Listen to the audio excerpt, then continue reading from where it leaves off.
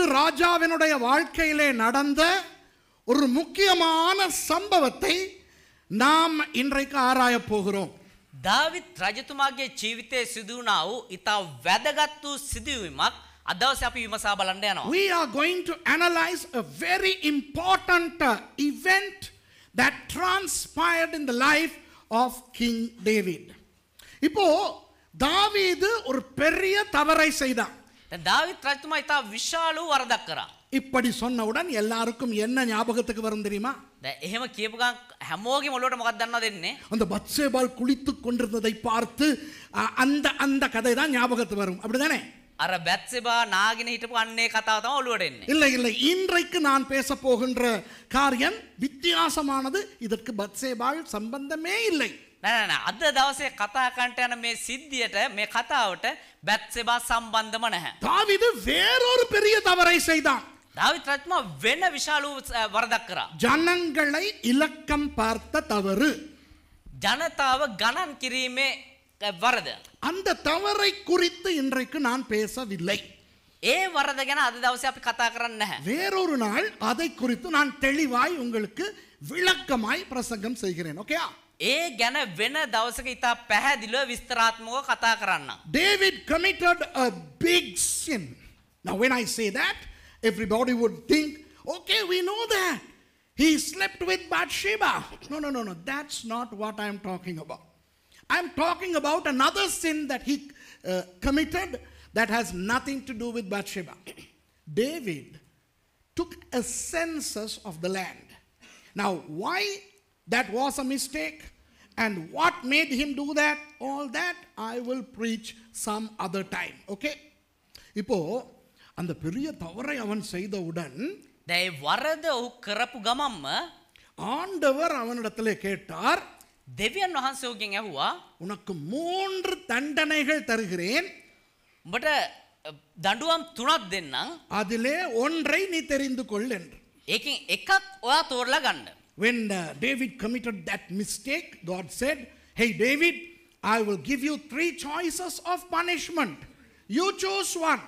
ஒன்று 7 வருஷம் பஞ்சம்.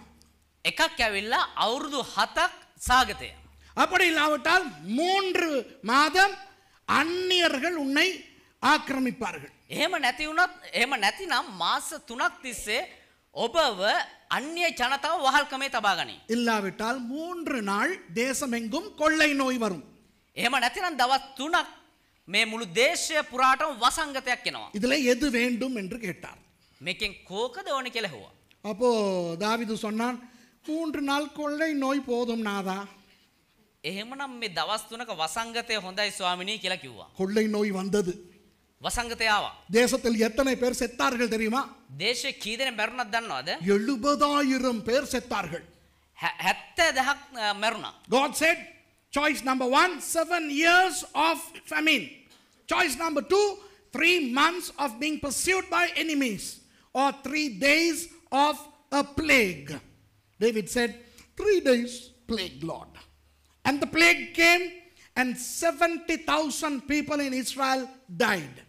இப்போ දැන් அந்த கொள்ளை நோயை நிறுத்துவதற்கு දැන් මේ වසංගතය නවත්තන්න ஆண்டவர் காத் என்னும் தீர்க்கதரிசியை தாவீதினிடத்துக்கு அனுப்புகிறார்.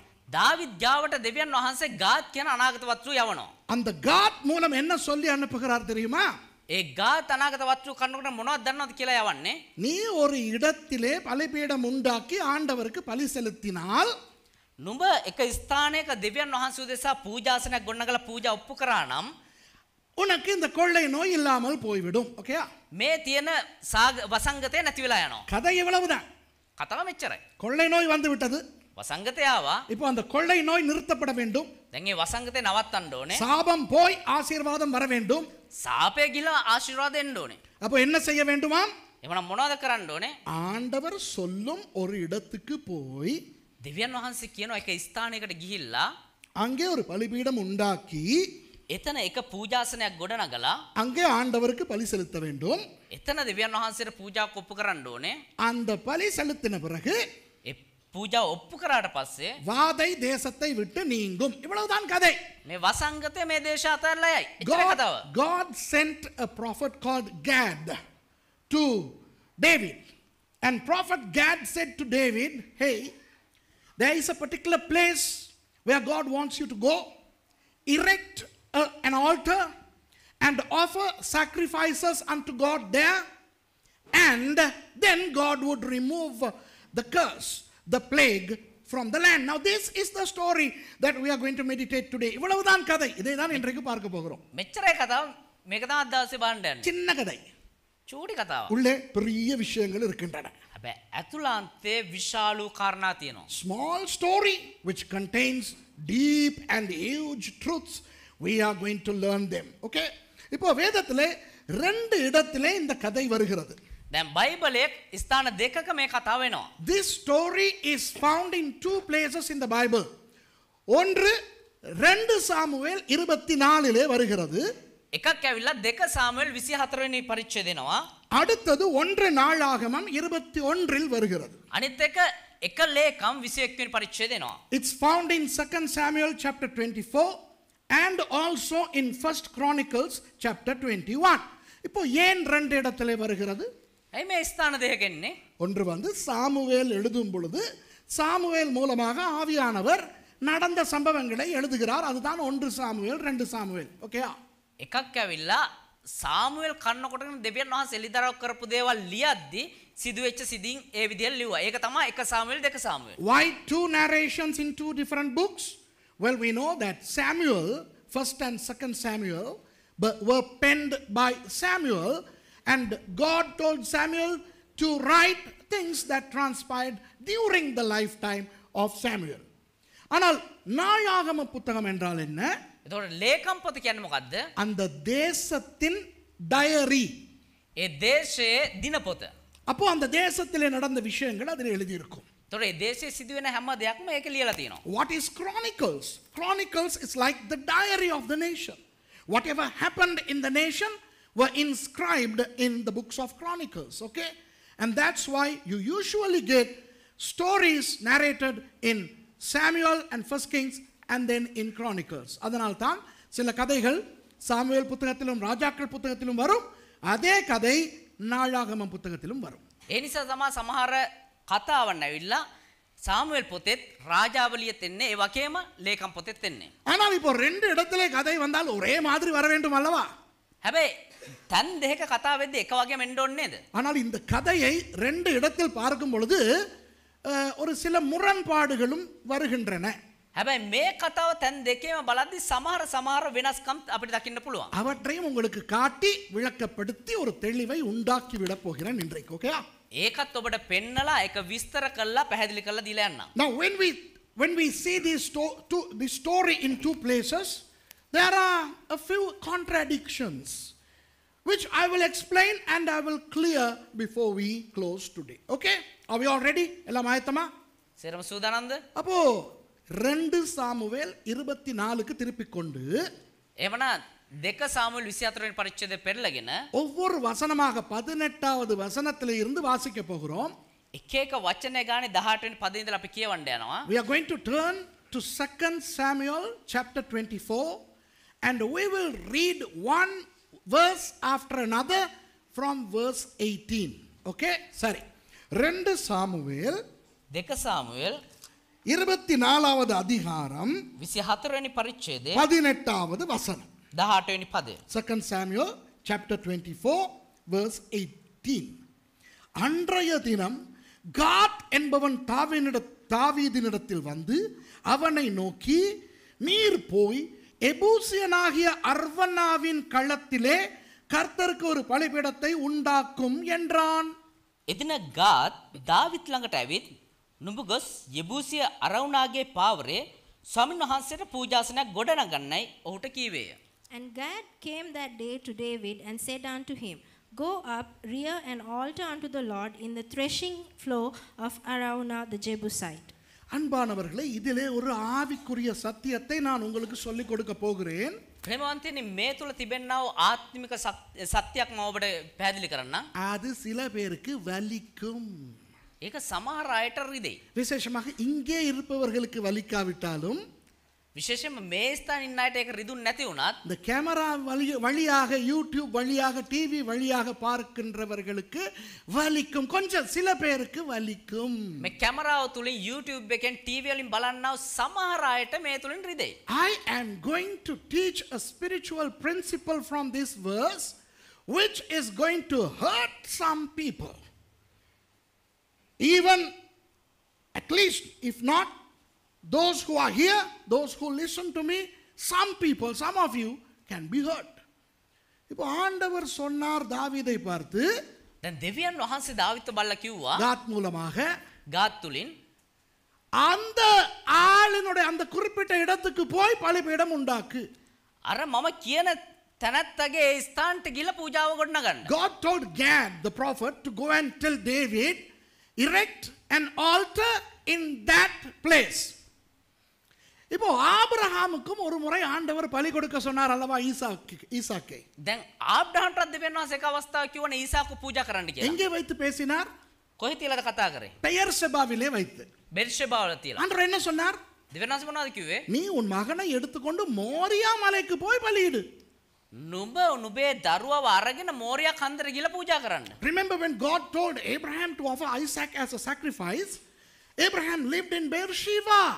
But God told Abraham to take Isaac and go to Mount Moriah to offer a sacrifice. இப்போ ஆண்டவரை ஆராதிப்பது என்பது දැන් දෙවියන් වහන්සේව නමස්කාර කරනවා කියන එක கண்ட இடத்திலும் செய்ய முடியாது. හැම ස්ථානයකම කරන්න බෑ. விளங்குதா? We cannot worship God wherever we want. Of course எல்லா இடத்திலும் ஆண்டவரை ஆராதிக்கலாம். ஓகேயா? நல்லா கேட்டுக்கங்க நான் சொல்றது. හොඳට පැහැදිලி කරගන්න හැම තැනකම දෙවියන් වහන්සේ ප්‍රශංසා කරන්න පුළුවන්. அன்பானவர்களே, ප්‍රේමවන්තයනි, நீங்கள் வேலைக்கு போகும் பொழுது ஆண்டவரை ஆராதித்துக் கொண்டே போகலாம். ඔබ වැඩට යද්දි දෙවියන් වහන්සේට ප්‍රශංසා කරගෙන යන්න පුළුවන්. ஸ்கூல் போகும் பொழுது ஆண்டவரை ஆராதித்துக் கொண்டு போகலாம். පාසලට යද්දි දෙවියන් වහන්සේට ප්‍රශංසා කරගෙන යන්න පුළුවන්. வேலை செய்து கொண்டிருக்கும் பொழுது ஆண்டவரை ஆராதித்துக் கொண்டு அவரை துதித்துக் கொண்டு வேலை செய்யலாம். වැඩ කරගෙනම දෙවියන් වහන්සේට ප්‍රශංසා කරගෙන ඉන්න පුළුවන්. மார்க்கெட்டுக்கு போகும் பொழுது, கடைக்கு போகும் பொழுது நீங்கள் ஆண்டவரை ஆராதித்துக் கொண்டு போகலாம். මාකට් එකට කඩේට යද්දි දෙවියන් වහන්සේට ප්‍රශංසා කරගෙන යන්න පුළුවන්. குசினியிலே சமைக்கும் பொழுது ஆண்டவரை ஆராதித்துக் கொண்டு சமைக்கலாம். කුස්සිය උයද්දි දෙවියන් වහන්සේට ප්‍රශංසා කරගෙන උයන්න පුළුවන්. துணி துவைக்கும் பொழுது ஆண்டவரை ஆராதித்துக் கொண்டு துணி துவைக்கலாம். අප ඇඳුම් හොදද්දි දෙවියන් වහන්සේ ප්‍රශංසා කරගෙන ඇඳුම් හොදන්න පුළුවන්. தோட்ட வேலை செய்யும் பொழுது ஆண்டவரை ஆராதித்துக் கொண்டு தோட்ட வேலை செய்யலாம். වත්ත වැඩ කරද්දි දෙවියන් වහන්සේ ප්‍රශංසා කරගෙන වත්ත වැඩ කරන්න පුළුවන්. எங்கு வேண்டுமானாலும் ஆண்டவரை துதிக்கலாம், ஸ்தோத்தரிக்கலாம், ஆராதிக்கலாம். කොහේ වුණත් දෙවියන් වහන්සේ ප්‍රශංසා කරන්න පුළුවන්, ස්තුති කරන්න පුළුවන්, නමස්කාර කරන්න පුළුවන්. ஆனால் பலிபீடம் கட்டும் ஆராதனை இருக்கிறதே, හැබැයි පූජාසනයක් ගොඩනගලා දෙවියන් වහන්සේව නමස්කාර කරනවා නේද? அது எல்லா இடத்திலும் செய்ய முடியாது. ඒක හැමතැනම කරන්න බෑ. You know, you can worship God and you can praise God when you go for work, at work, when you go to school, during school, when you cook, when you do gardening, when you walk, when you go shopping. You know, you can worship and praise God wherever you want, okay? Whenever you want, all the time. எப்போ வேண்டுமானாலும் செய்யலாம். ඕන වෙලාවක දැන් උනත් කරන්න පුළුවන්. But when it comes to building an altar to worship God, it has to be done in a stipulated spot. ஆனால் பலிபீடம் கட்டி ஆராதிப்பது என்பது குறிப்பிட்ட ஒரு இடத்திலே நடக்க வேண்டும். හැබැයි පූජාසනයක් ගොඩනගලා දෙවියන් වහන්සේ නමස්කාර කරනවා කියද්දි ඒක සුදුසු තැනක් කළ යුතුයි. புதிய ஏற்பாட்டு காலத்தில் பலிபீடம் என்றால் என்ன? නව ගිවිසුම් කාලයේ වෙද්දී පූජාසනය කියන්නේ මොකද්ද? இந்த மேடை. මේ වේදිකාව. In the New Testament, what is the altar? The stage of a church. அப்போ ஊருப்பட்ட சபைகள் இருக்கின்றன. එතකොට சபாவான் கூட සභාවන් ගොඩක ஊர்பட்ட சபைகளிலே எல்லா சபைகளிலும் பலிபீடம் உண்டு, அப்படித்தானே? එතකොට හැම ගොඩාක් සභාවල පූජාසනයක් තියෙනවා. ஆனால் அவனவனுக்கு நியமிக்கப்பட்ட பலிபீடத்துக்கு தான் போய் ஆண்டவரை ஆராதிக்க வேண்டும். விளங்குதா?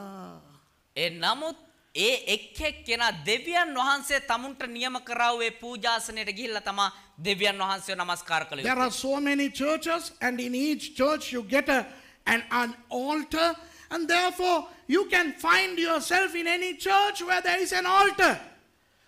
But you have to go to the specific altar the Holy Spirit stipulates. அவனுக்கென்று ஆண்டவர் எந்த பலிபீடத்தை வைத்திருக்கிறாரோ, எந்த சபையை வைத்திருக்கிறாரோ, அங்கே தான் அவன் ஞாயிற்றுக்கிழமை போக வேண்டும். ඒ කෙනාට දෙවියන් වහන්සේ කොයි පූජාසනය තැබුවේ, කොයි සභාවද තැබුවේ, ඒ ස්ථානෙට තමයි ඉරුදින යන්න ඕනේ. And the Sunday you need to go to the specific stipulated altar. உங்களுக்கென ஒரு சபை வேண்டும். ඔබටම කියලා එක සභාවක් ඕනේ. உங்களுக்கென ஒரு பலிபீடம் வேண்டும். ඔබටම කියලා එක වේදිකාවක් ඕනේ. ஒவ்வொரு ஞாயிற்றுக்கிழமையும் உங்களுக்கென்று அந்த சபைக்கு தான் நீங்கள் போக வேண்டும். හැම ඉරුදිනකම ඔබටම කියා තිබෙන්නව ඒ සභාවට තමයි ඔබ යා යුත්තේ. You need to have a church. You need to have an altar. Every Sunday you need to go to that altar. இப்ப விளங்குதா உங்களுக்கு? விளங்குதா? என்னத்தையோ முழுங்கி இങ്ങനെ இருக்குன மாதிரி உட்கார்ந்திருக்கீங்க. මොනවදෝ ගිලලා මෙතන ඉන්නා වගේ පේන්නේ. නෑ මෙතන හිර වෙලා වගේ. You all are like you have swallowed something and you have gotten choked here. விளங்குதா உங்களுக்கு நான் சொல்லுவது? தெரியனது ඔබට මං කියන්නේ. இந்த ரகசியம் अनेक கிறிஸ்தவர்களுக்கு தெரியாது. මේ රහස බොහෝ කිතුණුවන්ට දන්නේ නැහැ. அவர்கள் என்ன செய்கிறார்கள் தெரியுமா? ඒගොල්ලෝ මොනවද දන්නවද කරන්නේ? கோயில் மாடு மாதிரி கோயில் கணக்காக அலைகிறார்கள். கோயிலே ඉන්න හරක වගේ තැන් තැන් වල රිංගන් යනවා. எங்க போனாலும் ஆண்டவர் இருக்கார் தானே? කොහේ ගියත් දෙවියන් වහන්සේ ඉන්නවනේ. ஏன் அந்த சர்ச்சில ஆண்டவர் இல்லையா? ඇයි ඒ චර්ච් එකේ දෙවියන් වහන්සේ නැද්ද? ஏன் அங்க பிரசங்கம் பண்றது மட்டும் பைபிள்ல இருந்து இல்லையா? ඇයි ඒ දේශනා කරන්නේ බයිබලෙන් නෙවෙයිද? ஆமாடி. ஓ எல்லா ஊரெல்லாம் பலிபீடம் இருக்கு. හැම ස්ථානයකම හැම සභාවකම පූජාසනයක් තියෙනවා. தாவீது என்பவர் ராஜா. தாவீது කියන්නේ රජතුමා. அவர் நினைத்தால் எங்கு வேண்டுமானாலும் அவர் பலிபீடம் கட்ட முடியும். එයා හිතුවනම් කොහේ වුණත් එයාට පූජාසනයක් හදන්න ஆனால் පුළුවන්. ஆண்டவர் சொல்லுகிறார், හැබැයි දෙවියන් වහන්සේ කියනවා அந்த இடத்திலே பலிபீடம் கட்ட, அவ்வளவுதான், வேற எங்கேயும் கட்டாது.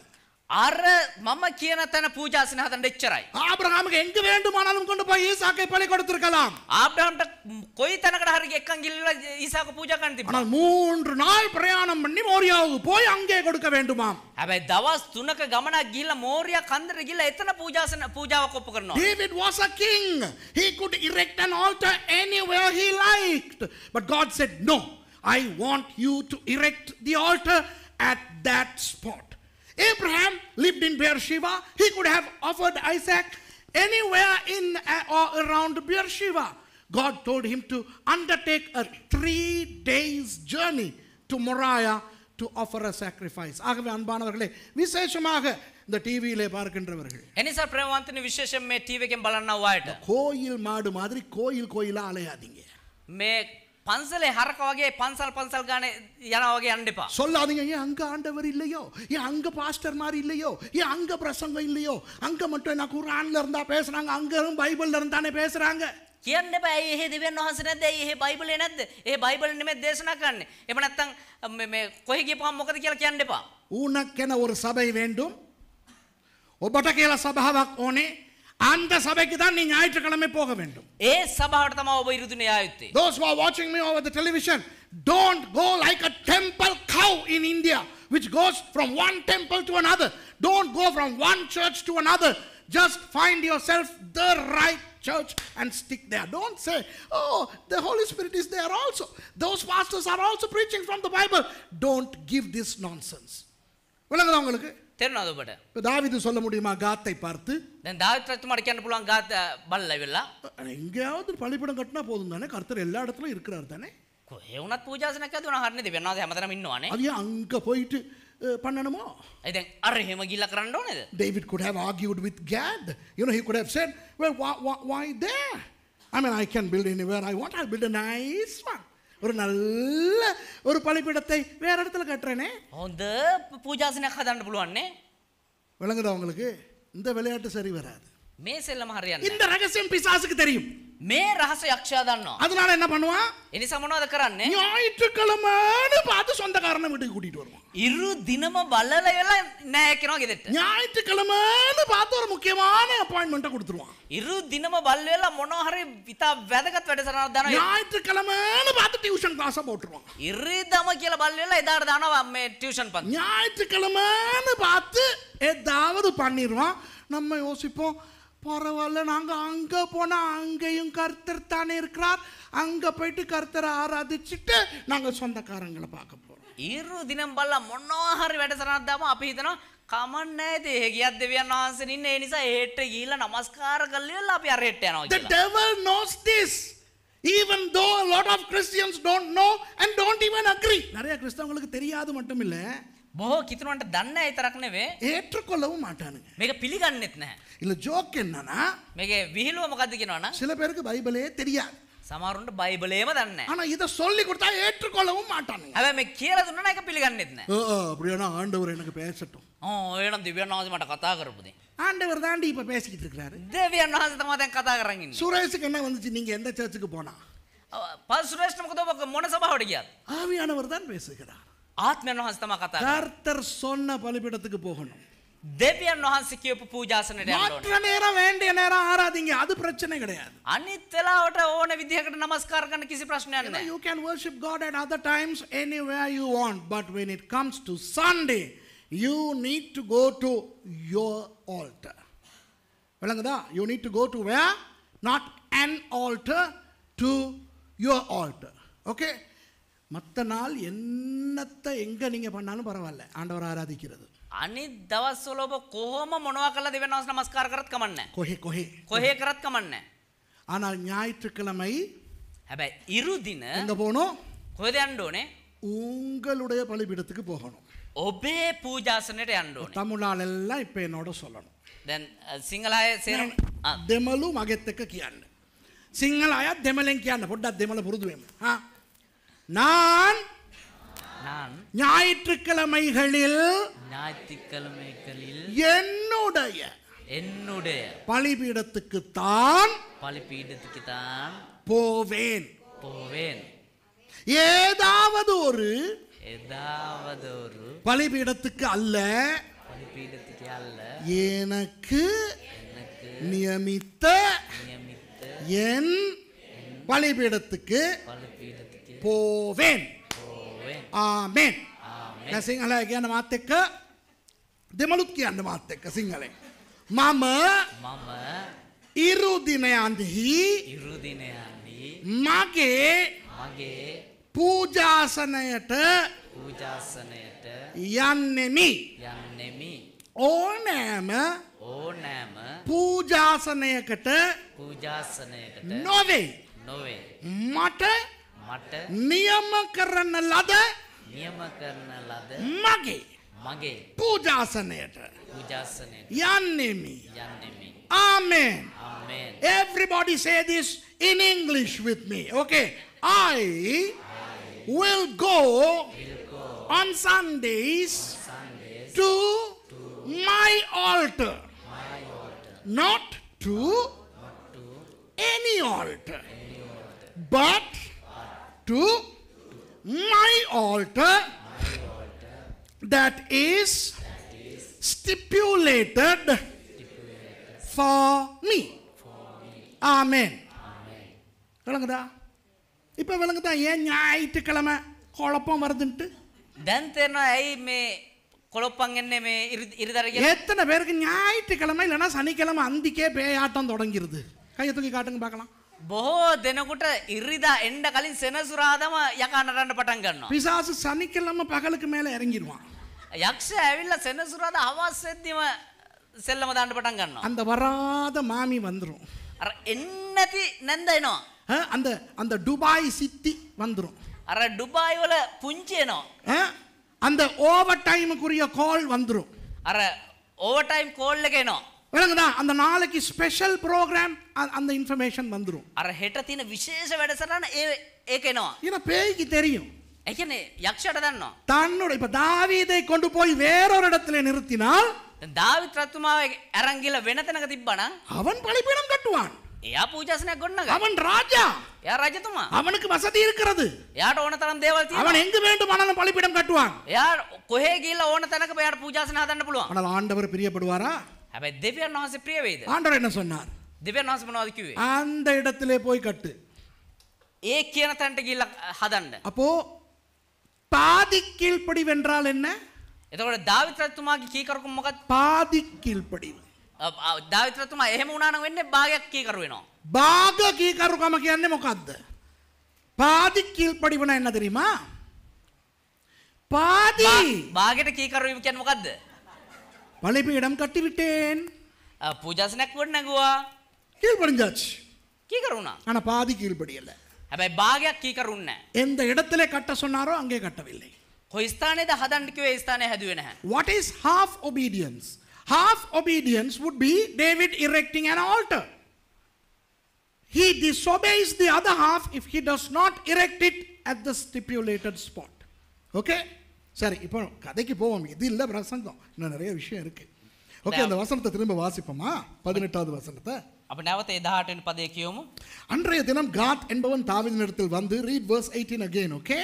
அவனை நோக்கி, நீர் போய் எபூசியனாகிய அர்வனாவின் களத்திலே கர்த்தருக்கு ஒரு பலிபீடத்தை உண்டாக்கும் என்றான். ඉදින ගාත් දාවිත් ළඟට ඇවිත් නුඹ ගොස් යෙබූසිය අරවුනාගේ පාවරේ ස්වාමීන් වහන්සේට පූජාසනයක් ගොඩනගන්නයි ඔහුට කීවේය.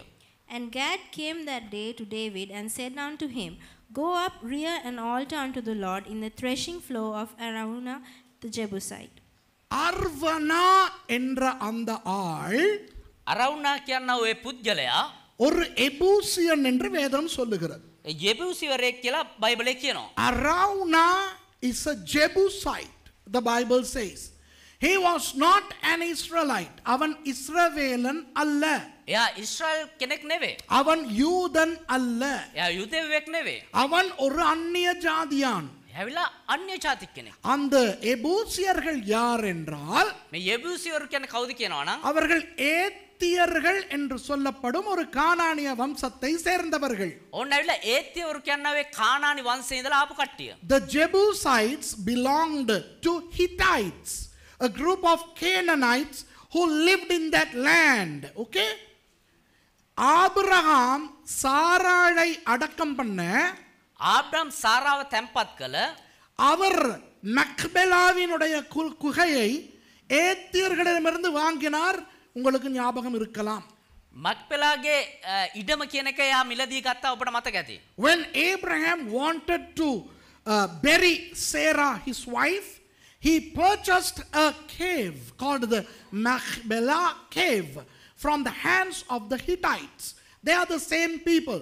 இதே ஏத்தியர்களின் ஒரு பகுதி தான் எபூசியர்கள். ඒ ඒත්‍යවරුන්ගේ එක කොටසක් තමයි මේ යෙබූසිවරු. இந்த எபூசியர்களில் ஒருவன் இருந்தான். මේ යෙබූසිවරු අතර එක්කෙනෙක් හිටියා. அவனுடைய பெயர் என்னவென்று இதிலே வாசிக்கிறோம். එයාගේ නම මොකක්ද කියලාද අපි කියුවේ? எல்லாரும் சொல்லுங்க. அர்வனா. தமிழ்ல சொல்லுங்க. அர்வனா. சிங்களம் කියන්න අර්වන. අර්වනද සිංහලෙන් තියෙන්නේ? අරවුනා. හිරවුනා නෙවෙයි, අරවුනා. Okay? In English, his name, the man who owned the land, is called what? Araunah. இப்போ දැන් ஒன்று நாளாகமத்துக்கு கொஞ்சம் ஓடி එක ලේකම් පොතට පොඩ්ඩක් ගිහිල්ලා 21வது அதிகாரத்தின் 18வது வசனத்தை வாசித்தால் 21 වෙනි පරිච්ඡේදයේ 18 වෙනි පදේ කියවනම් அங்கே வேறொரு பெயர் வருகிறது. එතන වෙන නමක් එනවා. இதே கதை, இதே சம்பவம். මේ කතාවම මේ සිද්ධියම When we jump to 1 Chronicles chapter 21, and if you read verse 18, the name of the man is different. அப்பொழுது எபூசியனாகிய ஒர்னானின் களத்திலே கர்த்தருக்கு ஒரு பலிபீடத்தை உண்டாக்கும்படி தாவீது அங்கே போக வேண்டும் என்று தாவீதுக்கு சொல் என்று கர்த்தருடைய தூதன் காத்துக்கு கட்டளையிட்டான். එවිට ස්වාමීන් වහන්සේගේ දූතයා ගාත්ට කතා කොට යෙබූසිය ඔර්නාන්ගේ කමතේ ස්වාමීන් වහන්සේට පූජාසනයක් ගොඩනගන පිණිස නැගී යන ලෙස දාවිට කියන්ට අනකලේය. Then the angel of the Lord commanded Gad to say to David that David should go up and set up an altar unto the Lord in the threshing floor of Ornan the Jebusite. இந்த இடத்திலே அவருடைய பெயர் என்ன? මේ ස්ථානයේ නම මොකද්ද? Ornan. ඔර්නාන්. The name of this man here is Ornan, Ebusian. යෙබූසියවරෙක්. அதே கதை, ඒ කතාවම அதே சம்பவம். ඒ සිද්ධියම. ஆனால் அங்கே பேர் என்ன? ඒ වුණාට අරේ නම මොකද්ද? அர்வனா. අරවුනා. இங்கே பேர் என்ன? මෙතන නම මොකද්ද? Ornan. ඔර්නාන්.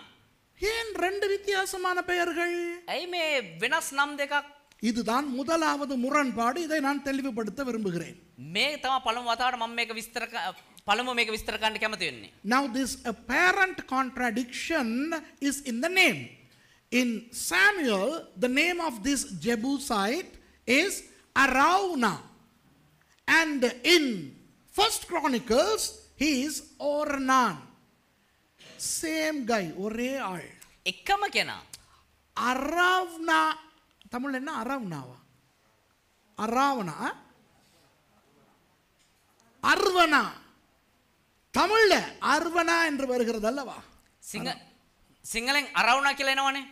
அது அவன் பெயர் அல்ல. ඒක එයාගේ නම නෙවෙයි. அது வந்து அவர்களுடைய அந்த மொழியிலே, ஏத்தியர்களுடைய அந்த மொழியிலே ඒ ඇවිල්ලා ඒත්‍යවරුන්ගේ භාෂාවෙන් ராஜா என்று அர்த்தம். රජතුමා කියන තේරුම. You know the name Araunah in the Jebusite language means king. நான் இதை ஆராய்ந்து பார்த்தேன். මම මේක හොයලා බැලුවා. யாரப்பா இந்த ஆள் என்று? කවුද මේ පුද්ගලයා කියලා? இவன் வேறு யாரும் அல்ல, මෙයා වෙන කවුරුත් නෙමේ. எபூசியர்களின் ராஜா. යෙබූසිවරුන්ගේ රජතුමා. என்ற தெய்வமே. මගේ දෙයියනේ. பைபிள் அப்படி இல்ல. බයිබලේ එහෙම නැහැ. ஆனால் அந்த பெயரை ஆராய்ந்து பார்த்து அப்புறம் அவர்களுடைய ஏடுகளை ஆராய்ந்தால் நான் கண்டுபிடித்தேன், இவன் அந்த எபூசியர்களின் ராஜா.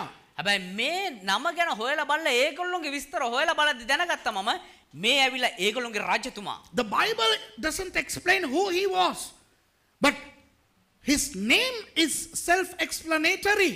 In the Hittite language, in the Jebusite language, Araunah means king. And then I examined his background. He was the king of Jebusites. கொஞ்சம் ரெண்டு சாமுவேல் 5வது அதிகாரத்துக்கு ஓடுவோமா? පොඩ 2 සාමුවෙල් 5 වෙනි පරිච්ඡේදයට පෙළගමුද? Shall we run to 2 Samuel chapter 5 and verse 5 onwards? 5வது வசனத்திலிருந்து பார்ப்போமா? பஹே இந்தல 2 සාමුවෙල් 5 වෙනි පරිච්ඡේද 5 ඉඳලා කියවමු අපි. இப்போ எருசலேம், சீயோன் இவை எல்லாம் எபூசியர்கள் வசம் இருந்த சமயம், යෙරුසලම් සියොන් කියන ඔය හැම තැනම ඒ යෙබූසියරු ඉන්න කාලේ தாவீது அவர்களுக்கு எதிராக யுத்தம் பண்ண போனார். දාවිත් රත්මා උන්ට විරුද්ධව යුද්ධ කරන්න ගියා. You know, Jerusalem and Zion were all occupied by the Jebusites. Okay? When that was the case, David went to fight against them to capture Jerusalem. Let's read. வாசிப்போமா? தாவீது எப்ரோனிலே யூதாவின் மேல் 7 வருஷமும் 6 மாதமும் எருசலேமிலே சமஸ்த இஸ்ரவேலின் மேலும் யூதாவின் மேலும் 33 வருஷமும் ராஜ்யபாரம் பண்ணினான். ඔහු හෙබ්‍රෝන්හි යුදාවරුන් ඔහු කියන්නේ දාවිද් රජතුමා. යුදාවරුන් කෙරෙහි රජකම් කළේ 7 අවුරුදු 5ක්ය. යෙරුසලමේ ඔහු සියලු ඊශ්‍රායල් වරුන්ද යුදාවරුන්ද කෙරෙහි රජකම් කළේ 33 අවුරුද්දක්ය.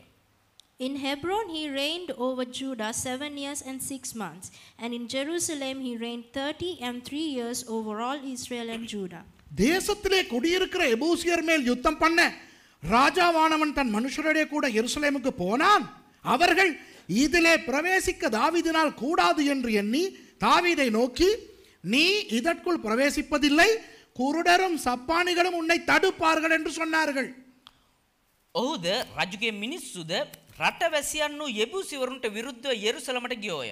ඔහුද දාවිත්ට මෙහි ඇතුළෙන්ට බැරියයි කියා දාවිත්ට කතා කොට නුඹ මෙහි ඇතුල් නොවන්නේය. අන්ධයන්නා කොරුන් නුඹ පහකර දමනවා ඇතැයි කීවෝය. And the king and his men went to Jerusalem unto the Jebusites, the inhabitants of the land, which spake unto David, saying, Except thou take away the blind and the lame, thou shalt not come in hither, thinking David cannot come in hither. அடுத்த வசனம் 7வது வசனம். ஆனாலும் தாவீது சீயோன் கோட்டையை பிடித்தான், அது தாவீதின் நகரமா ஆயிற்று. 7 වෙනි පදය. නමුත් දාවිත් සියොන් බලකොටුව අල්ලා ගත්තෝය. ඒ දාවිත්ගේ නුවර විය. Nevertheless, David took the stronghold of Zion, the same is the city of David. Hello, நல்லா இந்த கதையை கேளுங்க. හොඳට මේ කතාව අහගන්න. யோசுவாவும் இஸ்ரவேலர்களும் வாக்குத்தத்தம் பண்ணப்பட்ட தேசத்துக்குள் வந்தபோது යොෂුවත් ඒ ඉස්රායල් ජනතාවත් පොරොන්දු දේශයට ඇතුළු වුණාට පස්සේ அவர்கள் அந்த முழு தேசத்தையும் பிடித்தார்கள். ඔවුන් මේ මුළු දේශයම අල්ලගත්තා. ஆனால் எருசலேமையும் சீயோனையும் பிடிக்கவில்லை. හැබැයි යෙරුසලමත් සියොනුත් අල්ලගන්න බැරි වුණා. When the people of Israel entered the land, the promised land under the leadership of Joshua, they captured almost the whole land but Jerusalem and Zion. தாவீது தான் எருசலேமையும் சீயோனையும் பிடித்தார்.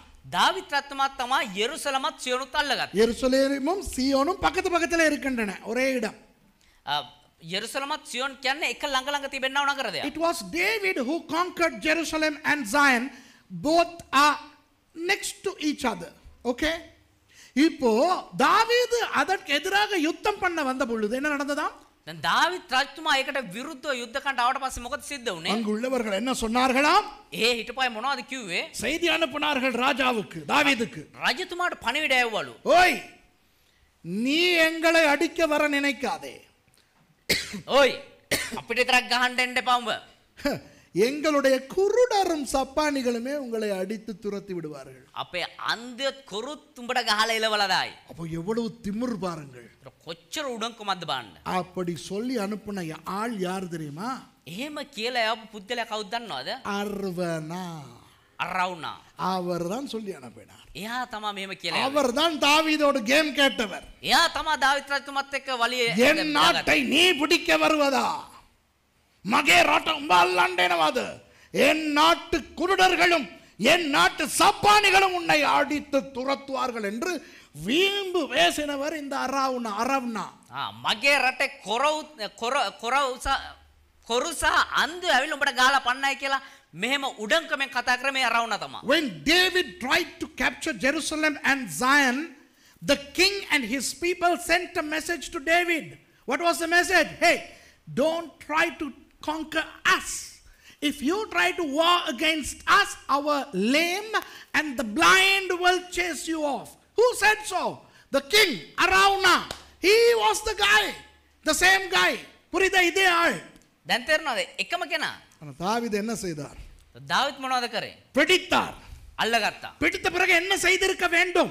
අල්ලගත්තට පස්සේ මොනවද කරන්න ඕනේ? அந்த ராஜாவை ඒ රජතුමාව வெட்டி கொன்றிருக்க வேண்டும், அப்படிதானே? කපලා මරලා දාන්න ඕනේ. එහෙම නේද? இல்லை. එහෙම කරේ නෑ. தாவீது ஒரு நல்ல மனுஷன். දාවිත් රජතුමා හොඳ යහපත් මිනිහෙක්. எருசலேமையும் சீயோனையும் தாவீது பிடித்த பிறகு என்ன செய்தார்? යෙරුසලමත් ඒ සියොන් නගරයත් අල්ලගත්තට පස්සේ දාවිත් මොනවද කරේ? அந்த எபியூசியர்களுக்கு சொன்னார், ඒ යෙබූසිවරුන්ට කිව්වා உங்களை நாங்கள் துரத்த மாட்டோம், උඹලව මං එලවන්නෙත් නෑ. உங்களை கொல்லவும் மாட்டோம், උඹලව මරන්නෙත් නෑ. உங்களை அடிமைப்படுத்தவும் மாட்டோம். උඹලව යටත් කරගන්නෙත් නෑ. நீங்கள் நிம்மதியாக வாழலாம். උඹලට නිදහසේ ජීවත් වෙන්න පුළුවන්. அந்த ஜனங்களுக்கு எப்படி இருந்திருக்கும்? ඒ මිනිස්සුන්ට කොහොම තියෙන්නද? அட, இப்படி ஒரு ராஜாவா? අඩි මේ වගේ රජ කෙනෙක්ද? அதாவது எங்களை அடித்து கைப்பற்றின பிறகு කියන්නේ අපිව ගහලා යටත් කරගත්තට පස්සේ பொதுவாக உலகத்திலே நடக்கிற வழக்கத்தின்படி සාමාන්‍ය විදියට ලෝකයේ සිද්ධ වෙන ක්‍රමය අනුව ஒன்று எங்களை எல்லாம் அழித்திருக்க வேண்டும், එක්ක අපි සේරම මරලා විනාශ කරලා දාන්න ඕනේ. இல்லாவிட்டால் எங்களை தேசத்திலிருந்து துரத்தி இருக்க வேண்டும், එහෙම නැත්නම් අපේ දේශයෙන් ඉඳලා අපි එලවලා දාන්න ඕනේ. இல்லாவிட்டால் எங்களை அடிமைப்படுத்தி இருக்க வேண்டும். එහෙම නැත්නම් අපි යටත් කරගන්න ඕනේ. ஆனால் இந்த ராஜா ඒ වුණාට මේ රජතුමා எங்களை பிடித்த பிறகு අපි යටත් කරගත්තට පස්සේ நீங்கள் நிம்மதியாக வாழுங்கள் என்று சொல்லுகிறாரே என்று ඔබලා නිදහස් ජීවත් වෙයල්ලා කියනවනේ කියලා இந்த எபூசியர்களுக்கு தாவீதின் மேல் பயங்கர ஒரு அன்பு வந்தது. මේ යෙබූසිවරුන්ට දාවිත් රජතුමා කෙරේ විශාල වූ ප්‍රේමයක් ඇති වුණා. According to the ancient custom, if a king conquers another nation, he would either annihilate the people, mass annihilation, or he would expel the people from the land, or he would make those people slaves and servants to themselves. Okay? But David did neither. David said, you people can live with us as free as you want. You can live happily. And those people were shocked, including the king Arauna.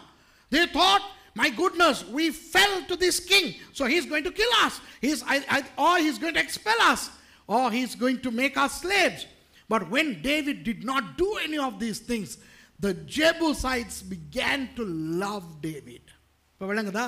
දැන් තේරුණාද? இப்போ දැන් ரொம்ப காலத்துக்கு பிறகு බොහෝ කාලයකට පස්සේ நான் சொன்ன அந்த சம்பவம் நடக்கிறது. அவன் ஜனங்களை எண்ணி பார்த்த சம்பவம் நடக்கிறது. මම කිව්වා අර සිද්ධිය සිද්ධ අර මිනිස්සුන්ගේ සංගණනය. After a long time, okay, David takes a census and God is angered and God sends the plague. ஆண்டவர் கோபம் கொண்டு ஒரு கொடிய ஒரு வியாதியை அனுப்புகிறார், கொள்ளை நோயை அனுப்புகிறார். දෙවියන් වහන්සේ කෝප වෙලා එක වසංගතයක් එවනවා දැන්. இப்போ ஆண்டவர் காத் மூலம் என்ன சொல்லுகிறார் தெரியுமா? දැන් දෙවියන් වහන්සේ ගාත් කරනකොටගෙන මොනවද කියන්නේ දන්නවද? தாவீது அந்த அர்வனா ராஜா இருக்கிறானே, අර අරවුනා රජතුමා ඉන්නවනේ. அவனுக்கு சொந்தமான நிறைய, ஒரு ராஜா என்றால் அவனுக்கு எத்தனை நிலங்கள் இருக்கும்? එක රජ කෙනෙක් කියනවා කොච්චර විශාල භූමි ප්‍රමාණයකට අයිතිවද? அதிலே ஒரு குறிப்பிட்ட இடம் இருக்கிறது, போரடிக்கிற களம். එක ස්ථානයක් තියෙනවා. අර මේ තිරිංගු ගෙනල්ලා මේ අස්වැන්න ගෙනල්ලා මේවා කරන්නේ අර ධාන්‍යක මොකද්ද? කමත. මාටින තැනක් තියෙනවා. හරිද? මාටින තැනක් තියෙනවා. ஒரு போர் அடிக்கிற களம் இருக்கிறது, அந்த இடத்திலே பலிபீடம் கட்டு. ඒ ස්ථානයේ පූජාසනයක් හදන්න. God told David through the prophet Gad, go to that king Araunah. He has a lot of land and he also owns a place where the wheat is prepared, you know, the harvest. Okay? I want you to erect an altar there. Okay, அப்போ இந்த அரவ்னா என்றால் ராஜா அல்லவா? දැන් මේ අරවුනා කියන්නේ එක රජ කෙනෙක්නේ. அந்த ராஜாவினுடைய பெயர் தான் ஓர்னான். இப்ப விளங்குதா? ඒ රජතුමාගේ නම තමයි ඔර්නා. Araunah means king in the Jebusite language. The name of that king is Ornan. So both Samuel and Chronicles are correct. Samuel புத்தகமும் நாளாகமம் புத்தகமும் ரெண்டுமே சரி. එතකොට சாமுவேல் පොතත් ලේකම් පොතත් දෙකම හරි. விளங்குதா? ஒன்று சொல்லுகிறது அந்த ராஜா என்று, එක තැනක් කියනවා ඒ රජතුමා කියලා. அடுத்ததுல அவனுடைய பெயர் சொல்லப்பட்டிருக்கிறது. இப்ப ரெண்டும் ஒரு ஆள் தான். புரிஞ்சிருச்சா? අනිත් තැන එයාගේ නම කියලා සඳහන් වෙනවා. කියන්නේ දෙකම එකයි. Samuel says to that king and then Chronicles says Ornan, his name, same person. Okay? So no contradictions. முரண்பாடு கிடையாது. කිසිම වෙනසක් නැහැ. இப்போ ஆண்டவர் என்ன சொன்னார் தாவீதுக்கு? දැන් දෙවියන් වහන්සේ දාවිට මොනවද කිව්වේ? அந்த ஆளினுடைய போரடிக்கிற களத்தை போய் அந்த இடத்தில் பலிபீடம் கட்டு. දැන් ඒ පුජ්‍යලයාගේ ඒ ධාන්‍ය මඩින ස්ථානට ගිහලා එතන පූජාසනයක් හදන්න. God told David to go to that particular place and build an altar. இப்போ இத பார்த்துட்டு சும்மா இருப்பேனா? දැන් මේක බලාගෙන නිකන් ඉදීද? ඇයි? ஏன் ஊரா விட்ட இடத்துல போயிட்டு ஒரு இடத்துல போயிட்டு பலி கொடுக்கணும்? ஏன் அந்த இடம் என்ன ஆராய்வனா இல்லையா? யோசிங்க பாப்பா. நானே இந்த வேலையே ஆராய்றது தான். ඇයි මේ කොහෙද කියලා පූජාසනයක් හදන්නේ නිකන් හොයලා බලන්න නැති වේද? நான் பைபிள் வாசிச்சா ஒரு வசனத்தை தாண்டி ரெண்டாவது வசனத்துக்கு போக மாட்டேன், அதை ஆராய்ச்சி பண்ணாம. දැන් පාස්ටර් ඇවිල්ලා එක බයිබල් එක වචනයක් කියවුවනම් ඒක හොඳට විමසලා බලලා හොයලා බලන්න නැතුව දෙවෙනි වචනෙට යන්නේ නැහැ. You know, as a habit of a Bible scientist, I go to one verse and before I examine that verse, I don't go to verse number 2, right? So I wanted an answer. Why would God send David to that particular place? What is that place? அது என்ன இடம்? මොකක්ද එතන? Hello, அந்த இடத்தில் தான் Abraham ஈசாக்கை பலி கொடுக்க போனார். அதே மோரியா மலை. ඒ තැන තමා ආබ්‍රහම් ඇවිල්ලා ඊසාකව පූජා කරන්නට ගෙනිච්චා ඔය ස්ථානේ. ඒ මොරියා කන්දමයි. That was the exact spot where Abraham went to offer Isaac as a sacrifice. அந்த இடத்தில் தான் மெல்கிசேதேக்கு வம்சம் ஆண்டவருக்கு பலி கொடுத்து கொண்டிருந்தது. ඒ ස්ථානේ තමා මෙල්කිසෙදෙක්ගේ වංශය දෙවියන් වහන්සේට පූජා ඔප්පු කරන් හිටියේ. That's the same spot where the people of Melchizedek during the time of Abraham offered sacrifices unto God. அந்த இடத்தில் தான் ඒ ස්ථානයේ තමා சாலமோனுடைய தேவாலயம் கட்டப்பட்டது. සාලමොන්ගේ දේවාලය ගොඩ නැගුවේ. That was the spot where Solomon built the temple. அந்த இடத்தில் தான் கடைசி தேவாலயமும் கட்டப்பட போகிறது. ඒ ස්ථානයේම තමා අවසානයේ දේව මාලිගාවත් That ගොඩනගන්නේ. is the spot where the third temple is going to be built. இப்போ எந்த இடத்தை பார்க்கிறோம் தெரியுமா? நீங்க சும்மா பைபிளை வாசிச்சா எவண்டையோ காணியில ஏதோ ஒரு இடத்துல கட்ட சொன்னாருன்னு போய்கிட்டே இருப்பீங்க. දැන් අපි බයිබලයේ බැලුවා නම් ඔය කාගේදෝ තැනක කාගේදෝ ඉඩමක ඔය පූජාසනයක් ගොඩනගන්න හැදුවා කියලා ඔහෙ යනවා අපි කියනවා. அந்த இடத்தின் முக்கியத்துவம் தாவீதுக்கு தெரியாது. ඒ ස්ථානයේ වැදගත්කම දාවිත් රජතුමාට දන්නේ නැහැ. ஆண்டவருக்கு தெரியுமா தெரியாதா? හැබැයි දෙවියන් වහන්සේට දන්නවද නැද්ද? அதனால் தான் ஆண்டவர் தாவீதுக்கு சொல்லுகிறார், அந்த இடத்தில் போய் பலிபீடம் கட்டு. ඒ නිසා තමා දෙවියන් වහන්සේ දාවිත්ට කියන්නේ ඒ ස්ථානට ගිහලා පූජාසනය David didn't know the significance of that place, but God knew. That's why God told David to go to that spot. அன்பானவர்களே, ප්‍රේමවන්තිනි, உங்களை ஆண்டவர் ஒரு குறிப்பிட்ட சபைக்கு ஏன் அனுப்புகிறார்?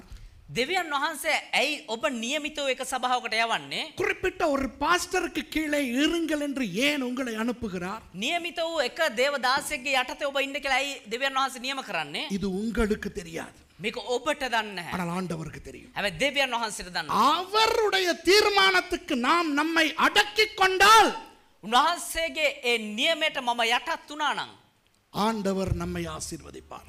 දෙවියන් වහන්සේ අපි ආශිර්වාද කරනවා. We may not know why God is sending us to a particular church to be under a particular pastor, but God knows if we obey, great things will happen. தாவீதுக்கு தெரியுமா இங்க தான் தேவாலயம் வரப்போகுதுன்னு? දාවිත් රජතුමා දන්නවා මෙතන තමයි දේව මාලිගාව වෙන්න යන්නේ කියලා. 1000 வருட அரசாட்சி நடக்கும் அல்லவா இந்த உலகத்திலே? අවුරුදු 10ක රාජ්‍ය පාලනය සිද්ධ වෙනව නේද මේ ලෝකේ? இயேசு அந்த இடத்திலே இருந்து தான் 1000 வருடத்தை ஆளப் போகிறார் தெரியுமா? යේසුස් ක්‍රිස්තුස් වහන්සේ ස්ථාන ඉඳලා තමයි පාලනය ගෙන යන්න යන්නේ. தாவீதுக்கு தெரியுமா அது? දාවිත් රජතුමා දන්නවද ඒක? தெரியாது. දන්නේ නැහැ. ஆனால் தனக்கு தெரியாமலே ஒரு பெரிய ஆசீர்வாதத்தை அனுபவிக்கிறான் தாவீது. හැබැයි තමුන් දන්නේම නැතුව ඉතා විශාල ආශිර්වාදයක් අත්දකිනවා දාවිත් You know රජතුමා. the millennium where Jesus is going to rule the earth for 1000 years? He is going to do that from that very spot. Did David know that? No. So obedience will do great things. கீழ்ப்படிவு பெரிய காரியங்களை உண்டு பண்ணும். ඒ වුණාට ඒ කීකරුකම ඉතා විශාල දෙයක් ගෙනාව දාවිත්ට. தாவீது நம்மள மாதிரி இருந்திருந்தா அல்லது நான் தாவீதா இருந்திருந்தா, දාවිත් රජතුමත් අපි වගේ හිටියන. එහෙම නැත්නම් දේවදාසයා දාවිත් වගේ හිටියන. சுரேஷுக்கு காத் வந்து சொல்லுகிறார், පසුරේෂ්ඨ ගාත් ඇවිල්ලා කියනවා. சுரேஷ், நீ அர்வனாவின் களத்துக்கு போய் அங்கே பலிபீடம் கட்டு. සුරේෂ් උඹ දාවිත්ගේ කමතර ගිහිල්ලා එතන පූජාසනයක් හදපන්. வேண்டாம் நாதா, ஏன் அங்கே இன்னொருவன் காணிக்கு போக வேண்டும்? නෑ ස්වාමිනේ, ඇයි මම තව එක්කෙනෙක් ගිඩමට යන්න ඕනේ? என் சொந்த காணி இருக்கிறது அல்லவா? මටම කියලා ඉඩමක් තියෙනවානේ. இங்கே ஒரு புல்டோசரை கொண்டு வந்து ஒரு இடத்தை நான் தட்டையாக்கி அந்த இடத்திலே கட்டுகிறேனே. මෙහෙට මම එක බුල්ඩෝසරයක් ගෙනල්ලා වෙලා එතන හොඳට ඉඩම හදලා වෙලා මම මේ පූජාසනයක් හදන්නම්. சொல்லியிருப்பேன். එහෙම කියලා දෙයි. You know, if I was the guy, if Prophet Gad came and told me, Suresh, go to Arauna and in his place you build an altar, I would have told, why would I have to bother going and talking to the Hittite king? I have a good land, I can bulldoze a small section and erect a beautiful altar. இதனால தான் நம்ம எல்லாம் நாசமா போறோம். මේ නිසා තමයි අපි විනාශ වෙලා යන්නේ. முழுக்க கீழ்ப்படிறது இல்ல, සම්පූර්ණයෙන් කීකරු වෙන්නේ. அரகுற கீழ்ப்படிவு. භාගයක් කීකරු වෙන්නේ. That's why we struggle. We don't obey 100%. எங்க ஊழியம் செஞ்சா என்ன? කොහේ සේවය කරපුවා මොකද? எந்த சர்ச்சுக்கு போனா என்ன? මොන සභාවට ගිහපුවා මොකද? எந்த பைபிள் ஸ்கூலுக்கு போனா தான் என்ன? මොන බයිබල් විද්‍යාලයට ගිහපුවා මොකද? பெல்லுடுக்கு தான் போகணுமா? ඇයි බෙල්ලුඩ්මද යන්න ඕනේ? ஏன் வேற பைபிள் ஸ்கூல் இல்லையோ? ඇයි වෙන තැන්වල බයිබල් විද්‍යාල නැද්ද? சுரேஷ் ராமச்சந்திரன் தான் பாஸ்டரோ, வேற மத்தவங்க எல்லாம் பாஸ்டர் இல்லையோ? ඇයි සුරේෂ් රාමචන්ද්‍රන්ද පාස්ටර් ඇයි වෙන අනිත් කට්ටිය පාස්ටර්ස්ලා නෙමෙයිද? விளங்குதா? තේරෙනවද? ஆண்டவர் உங்களுக்கு ஒன்றை நியமித்தால் දෙවියන් වහන්සේ ඔබට කියලා දෙයක් නියම කරා නම් முழுக்க கீழ்ப்படியுங்கள். සම්පූර්ණයෙන් කීකරු වෙන්න. அவருக்கு தான் தெரியும் என்ன ரகசியங்களை அவர் வைத்திருக்கிறார் என்று. උන්වහන්සේට තමයි දන්නේ මොන රහස් උන්වහන්සේ තියන් ඉන්නවද If කියලා. God tells you something, obey 100% because only God knows what mighty things he has. Okay? சரி, இப்போ பாருங்க, அடுத்த சம்பவத்தை பாருங்க. ඊළඟ සිදුවීම් බලන්න. 19வது வசனம், 2 சாமுவேல் 24:19. 2 சாமுவேல் 24:19 වෙනි So let's read 2 Samuel 24:19. காத்துடைய வார்த்தையின்படியே தாவீது கர்த்தர் கற்பித்த பிரகாரமாய் போனான். දාවිත් ස්වාමීන් වහන්සේ අනක ලෙස ගාත් කී හැටියට නැගී ගියේය. And David, according to the saying of Gad, went up as the Lord commanded. அர்வனா ஏறிட்டு பார்த்து ராஜாவும் அவனுடைய ஊழியக்காரரும் தன்னிடத்தில் வருகிறதை கண்டு அர்வனா எதிர்கொண்டு போய் தரை மட்டும் குனிந்து ராஜாவை வணங்கினான். අරවුණා බැලුව විට රජුද ඔහුගේ සේවකයන්ද තමා වෙතට එනවා දැක පිටතට ඇවිත් මුහුණින් බිමට නැමී රජුට වැඳ. And Araunah looked and saw the king and his servants coming toward him. And Araunah went out and bowed himself before the king on his face upon the ground. இப்ப பாருங்க, நான் ஏற்கனவே உங்களுக்கு கதையை சொல்லிவிட்டேன் தானே. දැන් බලන්න අපි කතාව කලින්ම කියලා ඉවරනේ. அர்வனா ஏத்தியர்களுடைய ராஜாவாக இருந்தாலும் අරවුණා ඇවිල්ලා ඒත්‍යවරුන්ගේ රජතුමා විදිහට හිටියා. இப்போ அவர் கைப்பற்றப்பட்டு விட்டார் அல்லவா? දැන් එයා යටත් වෙච්ච කෙනෙක්නේ. ஆனால் அவரை தாவீது கொல்லவில்லையே, එයා දාවිත් රජතුමා එයාව මැරුවේ නැහනේ. அடிமைப்படுத்தவில்லையே. යටත් කරගත්තේ නැහනේ. ஆகவே அவர் தாவீதின் மேல் பயங்கர நம்பிக்கை வைத்திருக்கிறார், பயங்கர அன்பு வைத்து விட்டார். ඒ නිසා ඉතා විශාල ප්‍රේමයක් තියාගත්ත දාවිත් රජතුමා කියන මේ. தாவீதும் அவர் மனுஷர்களும் வருகிறதை கண்டவுடன் அர்வனா ஓடி போய் தரை மட்டும் குனிந்து தாவீதை வணங்குகிறார். வாவ். දැන් දාවිත් රජතුමාත් එයාගේ පිරිසත් එනවා දැකලා අරවුණා දුවලා ගිහිල්ලා ඔළුව පහත් කරලා බිමට නැමිලා එයාට ආචාර කරනවා. I told you, Araunah was the king of the Hittites, okay, the Jebusites, but he was defeated but not expelled or killed. So he loves David.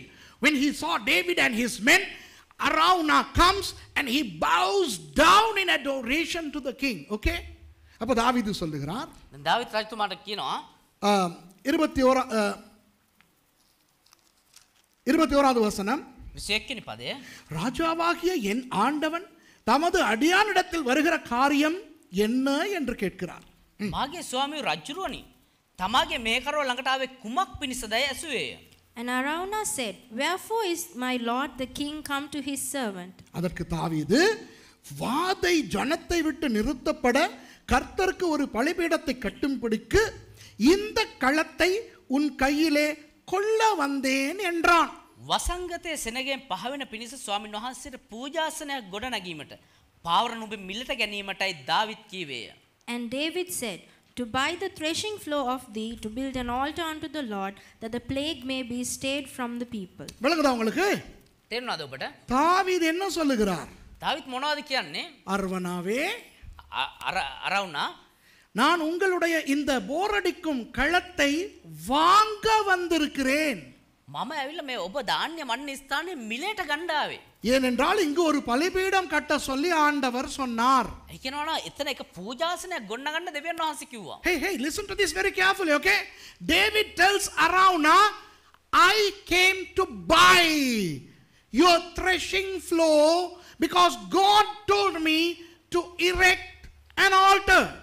இப்போ எனக்கு தலை சுத்துகிறது, யாரப்பா ஏனப்பா தாவீது இப்படி ஒரு நல்ல மனுஷனா இருக்கிறான்? දැන් මට කොළපාන ඔළුව කැරකෙන්න ගන්න ඇයි දාවිත් මෙච්චර යහපත් මිනිස්සෙක් විතර ඉන්නේ කියලා. தாவீது அர்வனாவை தோற்கடித்து இப்போ தாவீது தான் ராஜா. දැන් අරවුණව යටත් කරගෙන දැන් දාවිත් රජතුමා තමයි රජතුමා. தாவீதின் இரக்கத்தினால் அவர்களை வாழ அனுமதித்திருக்கிறார். දාවිත් රජතුමාගේ ඒ අනුග්‍රහය නිසා මෙයාට මේ ජීවත් වෙන්න ඉඩ ඇරලා තියෙන්නේ. அப்போ தாவீது என்ன செய்திருக்க வேண்டும்? එමනම් දාවිත් මොනවද දැන් කරන්න ඕනේ? அர்வனா, අරුණා இந்த இடத்தில் நான் பலிபீடம் கட்ட போகிறேன். මේ ස්ථානේ මම පූජාසනයක් හදන්න යනවා. உன்னுடைய பொருட்களை எல்லாம் எடுத்துக்கொண்டு நகர். මේ තියෙනව හැම නුඹේ බඩුවක්ම අයින් කරගනින්. You know, David should have told, hey Araunah, I have come to build an altar here, so take your things and get out. சுரேஷா இருந்தா அப்படிதான் செய்வேன் இல்லையா? சுரேஷ்ලා තිබුණා එහෙම තමයි කරන්නේ. வணங்குதா? இப்ப யோசிக்க, கர்த்தர் எனக்கு දෙවියන් වහන්සේ මට நான் பிடிச்ச ஒரு இடத்துல எதையாவது செய்யணும் சொன்னா මම අල්ලගත්ත තැන මොනවා හරි මට කරන්න කිව්වනම් அந்த இடத்துல அந்நியன் இருந்தா என்ன செய்வேன்? ඒ ස්ථානේ අන්‍ය ජාතින් දින මොනවද කරන්නේ? Excuse me, போறீங்களா? Excuse me, යනවාද පාඩුවේ? போங்க போங்க போங்க போங்க. යන්න. ஏன் பாஸ்டர்? ඇයි පාස්ටර්? ஏன்? ஏன்? ஏண்ட இடம், මේක මගේ තැන. எனக்கு வேலை இருக்கு, මට වැඩ තියෙනවා. நான் சர்ச் கட்டணும். මම මෙතන සභාවක් හදන්න යන්නේ. போ. යන්න. If it was me, I would have gone and told, hey, pack your bags and get out. I need the place. Why, Pastor Suresh? Don't ask. Don't talk. This is my place. Get out. I'm going to build an altar. நீங்களா அப்படி தானே செய்வீங்க? ඔබ වුණත් එහෙමනේ කරන්නේ. ஆமாவா இல்லையா? நான் அந்த அப்படிதான் செய்வேன். எத்தனை பேர் அப்படி செய்வீங்க? මම වුණා නම් එහෙම තමයි කරන්න කියලා කී දෙනෙක් කියනවාද? அதனால தான் நம்ம எல்லாம் நாசமா போறோம். நானும் சேர்த்து தான். ඒ නිසා තමයි විනාශ වෙලා යන්නේ. You know, if that was I would have behaved like that. That's why I'm like this and David is blessed. அதனால தான் தாவீது ஆசீர்வதிக்கப்படுகிறார். ඒ නිසා තමයි දාවිදටම ආශිර්වාද ලැබුවේ. இவர் பிடித்து இவருடையது ஐயா. ஐயோ. මේ දැන් එයා අල්ලගත්ත එයාගේ තැන මේ. உங்களுக்கு விளங்குதா? இவருடையது. මේක එයාගේ. ஆனா என்ன சொல்லுகிறார்? හැබැයි මොනවද කියන්නේ? நான் வாங்க வந்திருக்கிறேன். මම මිලේට ගන්න ඇවිත් ඉන්නේ. This belongs to David because he has conquered the area. You need to know the history to understand the background. It lawfully belongs to David. உங்களுக்கு ஒழுங்காய் பின்னணி தெரிந்தால் தான் இந்த கதை புரியும். මේ කතාවේ පසුබිම හරියට දැනගත්තම තමයි ඔබට මේ කතාව තේරෙන්නේ. தாவீது பிடித்து விட்டார். இது தாவீதினுடையது. මේ දාවිත් අල්ලගත්ත තැන මේක දාවිත්ගේ තැන. This belongs to David lawfully. But he says, I want to buy this place. My goodness. இந்த இடத்தை நான் வாங்க வந்திருக்கிறேன். මේ ස්ථානේ මම මිලදී ගණ්ඩාවේ. அர்வனாவுக்கு எப்படி இருந்திருக்கும்? අරවුනට එක් කොහමද තියෙන්නේ? ஆவி ஆத்மா சொல்றோம் இடம் மாறி இருக்குமா இல்லையா? ආත්මේ ප්‍රාණේ ශරීරේ තන් මාරු වෙන්නද? Aravna got upset. Look what he says. அவர் என்ன சொல்கிறார் தெரியுமா? එයා මොනවද දන්නවද කියන්නේ? 32வது வசனம் 22வது வசனம். அர்வனா தாவீதை பார்த்து ராஜாவாகிய என் ஆண்டவன் இதை வாங்கிக்கொண்டா காசுக்கு இல்ல சும்மா தம்முடைய பார்வைக்கு நலமானபடி பலியிடுவாராக. இதோ தகன பலிக்கு மாடுகளும் விறகுக்கு போரடிக்கிற உருளைகளும் மாடுகளின் நுகத்தடிகளும் இங்கே இருக்கிறது என்று சொல்லி අරවුනාද මාගේ ස්වාමියෝ රජුරුව තමන්ට හොඳව පෙන්න දෙයක් රැගෙන පූජා කෙරෙත්වා. මෙන්න දවන පූජාවට ගවයෝ සිටිති. දරමන්න පිණිස යන්ත්‍රද ගවයන්ගේ වියගස්ද තිබේ. රජුරණි අරවුනා මේ සියල්ල රජුරවන්ට දෙන්නේ යයි දාවිද්ට කීවේය. And Araunah said unto David, Let my lord the king take and offer up what seemeth good unto him. Behold, here be oxen for burnt off sacrifice, and threshing instruments and other instruments of the oxen for wood. 23 அர்வனா ராஜயோக்கியமானதை அவை ராஜ்யயோக்கியமாய் அவை எல்லாவற்றையும் ராஜாவுக்கு கொடுத்த பின்பு அர்வனா ராஜாவை நோக்கி உம்முடைய தேவனாகிய கர்த்தர் உம்மிடத்தில் கிருபையாய் இருப்பாராக என்றான். තවද අරවුනා කතා කොට ඔබගේ දේව ස්වාමින් වහන්සේ ඔබ පිළිගන්නාසේකයි රජුට කීවේය. All these things did Araunah as a king give unto the king, and Araunah said unto the king, The Lord thy God accept thee. அர்வனா என்ன சொல்லுகிறான்னு விளங்குதா உங்களுக்கு? අරවුනා මොනවද කියන්නේ කියලා තේරුණාද ඔබට? ஐயோ ராஜாவே, අයියෝ රජතුමනි, நீங்க காசுக்கு வாங்குறதா? මම මිලදී ගන්න යනවාද? நான் யார்? මම කවුද? நான் உங்கள் அடிமை. මම ඔබගේ යටත්වැසි. இதெல்லாம் யாருடையது? මේ සේරම කාගේද? உங்களுடையது. ඔබතුමාගේ. இதோ மாடுகள் இருக்கின்றன பலி கொடுக்க. මේ හරක් ඉන්නවා පූජා කරන්න. இதோ விறகு இருக்கிறது. මේ දර තියෙනවා. இது உங்களுடையது. මේක ඔබගේ. விருப்பமானபடி பலியிடுங்கள் ராஜாவே. කැමති විදියට පූජා කරන්න රජතුමනි. Araunah tells David, "Oh king, this is all yours. I'm your servant. Look, there are oxen here. There is firewood here. Do as you please." நமக்கு சும்மா எவனாவது கொடுத்தான்னா வேணும் வாயை பழந்திட்டு நம்மளும் வாங்கிடுவோம் இல்லையா? අපිට කවුරුන් එකක් දුන්නා නම් එහෙම වෑක් කියලා අපි කට අරන් ඉන්නව නේද? சொல்லுவாங்களே சும்மா கொடுத்தா இங்கிலீஷ் பேப்பர் வாசிப்போன்ட்டு. අර කියන්නේ නිකන් දුන්නා නම් දෙමළ පත්‍රෙත් බලනවා කියලා. You know, if somebody gives us something free, we will open our jaw and grab it, right? And this fellow is giving David everything free. Actually, he doesn't need to, but David doesn't need to. But look what David says. தாவீது என்ன சொல்லுகிறார்னு பாப்போமா? දාවිත් රජතුමා මොනවද කියන්නේ බලමුද? I like it in English. ஏனா அப்படி ஹீப்ரூல இருக்கிற மாதிரி இங்கிலீஷ்ல இருக்குது. How does David respond? The first word. And the king said unto Araunah, Nay. That's all I want. என்ன தெரியுமா சொல்றார்? கிங் ஜேம்ஸ்ல நே, மத்த இங்கிலீஷ்ல நோ, சிங்களத்துல நே. கண்டிப்பா தமிழ்ல இல்ல. தாவீது என்ன சொல்றார் தெரியுமா? ஹீப்ரூல என்ன சொல்றார் தெரியுமா? දාවිත් රජතුමා හේබ්‍ර භාෂාවෙන් මොනවද දන්නවද කියලා තියෙන්නේ? ஹீப்ரூ பைபிள் எப்படி தெரியுமா இருக்குது? லோ නෑ. හේබ්‍ර භාෂාවෙන් ලෝ. I like that. எனக்கு அது ஆசை, அவர் சொன்ன விதம் ஆசை. මම කැමති ඒකට මට ආසයි ඒ කියලා තියෙන විදිහට. பரவாயில்லன்னு சொல்லல. කමක් නැහැ කියලා කිව්වේ නැහැ. நமக்கு யாராவது சும்மா கொடுக்க போனா நம்ம நல்ல பிள்ளையா இருக்கிறதுக்கு என்ன யாராவது வீட்டுக்கு போய் டீ கொடுக்குறாங்க. දැන් කවුරු හරි අපිට ටී එකක් දෙනවා. பரவாயில்ல. කමක් නැහැ. வேணும். ඕනේ. ஆனா ஒரு ஸ்டைலுக்கு என்ன சொல்லுவோம்? හැබැයි අර නිකන් ස්ටයිල් එකට මොනවද කියන්නේ? இல்ல பரவாயில்ல. කමක් නැහැ. Sometimes when we go to a house, they offer a cup of tea. To be polite, we say, it's okay, I'll come another time and drink. இன்னொரு நேரத்துக்கு வந்து குடிக்கிறேனே. වෙන වෙලාවක එල්ල බොන්නම්කෝ. பொய். බොරු. வேணும். ඕනේ. ஐயோ நானும் மர்சியும் இங்கிலாந்துக்கு போய் மொத ஒரு வெள்ளைக்கார வீட்டுக்கு போய் ஞாபகம் இருக்கா என்ன நடந்துச்சுன்னு. සහෝදරි මර්සි දේවදාසයත් එංගලන්තේ එක සුද්දෙක්ගේ ගෙන් ගාවට ගියාට පස්සේ இசைசல்லாம පළමු වතාවට எல்லாம் உட்காந்துக்கிட்டு என்கிட்ட கேட்டாங்க, Suresh do you like a cup of tea? தேத்தனி வேணுமான்னு கேட்டாங்க. සුරේෂ් ඔයාලට තේ එකක් ඕනේද කියලා. நான் பழக்க தோஷத்துக்கு நோன்னே. අර පුරුද්දට වගේ නැහැ කියලා. மாசி கிட்ட கேட்டாங்க, do you like a cup of tea? அவளும் நோ அப்படின்னா. සහෝදරි මර්සිං ඔයාලට තේ එකක් ඕනේද කියලා නැහැ කිව්වා. அவ்வளவுதான் கொடுக்கல. එච්චර තමයි දුන්නේ. அவங்க ஊத்தி குடிக்கிறாங்க எங்களுக்கு முன்னுக்கு. ඒගොල්ලෝ වක් කරගෙන කිව්වා අපිට දුන්නේ නැහැ. எனக்கு எச்செச்சா முழுங்குது. அவ்வளவு பசி, அவ்வளவு தாகம். நான் மர்சியை பார்க்குறேன், மர்சி என்னைய பார்க்குறேன். திருப்பி கேட்கலையே, கேட்கணுமே. දැන් ඉන්න බෑ බඩගිනිය පෙරේතකම මේ තේකට. හැබැයි ඉල්ලන්න බෑ. First time when Mercy and I went to a house in Winsford in England, they asked us, do you like a cup of tea? We said no, and they didn't give us. They started making the cups of tea and they drank and they didn't give us. நம்ம ஆளுக்கு அப்படி இல்லையே, நம்ம போய்க்கு இல்லைன்னு சொல்லணும். அப்போ அவங்க இல்லை குடிங்க, இல்லை பரவாயில்லங்கணும், இல்லை குடிங்க, அப்போ பரவாயில்ல தாங்க. අපේ මිනිස්සු එහෙම නෙවෙයිනේ. තේ එකක් බොමුද කියලා නෑ එපා කියනවා.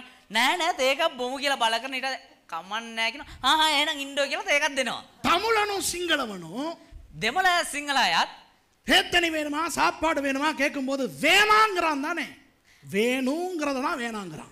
දෙමළ සිංහල අයත් මොනවාරි තේ එකක් හරි මොනවාරි ඕනේද කියලා ඇහුවම් පස්සේ එපා කියනවා නේද? ඒකේ අර්ථවත් කරන්නේ ඕනේ කියන එක. இனி உங்க வீட்டுக்கு வரும்போது ආයෙ ඔයාලා ගෙවල් වලට ආවට පස්සේ நீங்க என்கிட்ட கேட்கணும். ඔබ මගෙන් අහන්න ඕනේ. பாஸ்டர் டீ, පාස්ටර් තේ එකක්, ஜூஸ், சாப்பாடு. කෑම. நான் என்ன சொல்லுவேன்? ඒතර මම මොනවද කියන්නේ? வேணாம். එපා. நீங்க என்ன செய்யணும்? ඔබ මොනවද කරන්න ඕනේ? இல்ல பாஸ்டர் ப்ளீஸ். අනේ පාස්ටර් කරුණා කරලා. நான் இப்பதான் சாப்பிட்டு வந்தேன்னு சொல்லுவேன். දැන් තමයි කලාව කියලා කියනවා. இப்பதான் டீ குடிச்சிட்டு வந்தேன்னு சொல்லுவேன். දැන් තමයි තේ එකක් බීලා කියලා කියනවා. இல்ல அது 7 ஹவருக்கு முத நடந்ததை தான் நான் இப்பன்னு சொல்லுவேன். පැය 7කට කලින් බීප් එක තමයි දැන් කියලා මං කියන්නේ. நான் எவ்வளவு வேணானாலும் நீங்க விடக்கூடாது. ஓகே? මම කොච්චර එපා කිව්වත් ඔබ අතාරින්නවද නැ උත්සාහය. When I come to your homes, you will ask me, would you like tea, juice? I will say no. You have to force me. I will say no, I just had. When I say I just had, I mean I had in the morning. Okay? So you have to force. මවනේ කුඩුකාම විட்டா. හැබැයි දෙන්න නැතුව අතාරියන. ஆனா தாவீது அப்படி சொல்லல.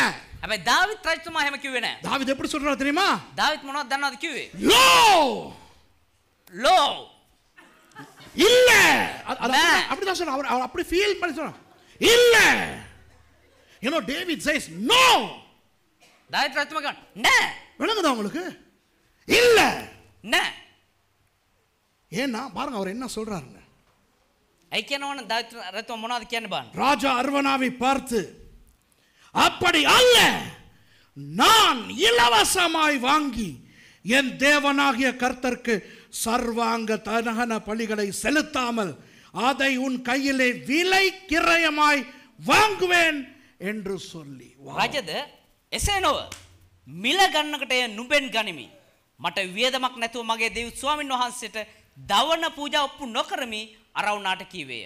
And the king said unto Araunah, Nay, but I will surely buy it of thee at a price. Neither will I offer burnt offerings unto the Lord my God of that which doth cost me nothing. See how English David said, nay.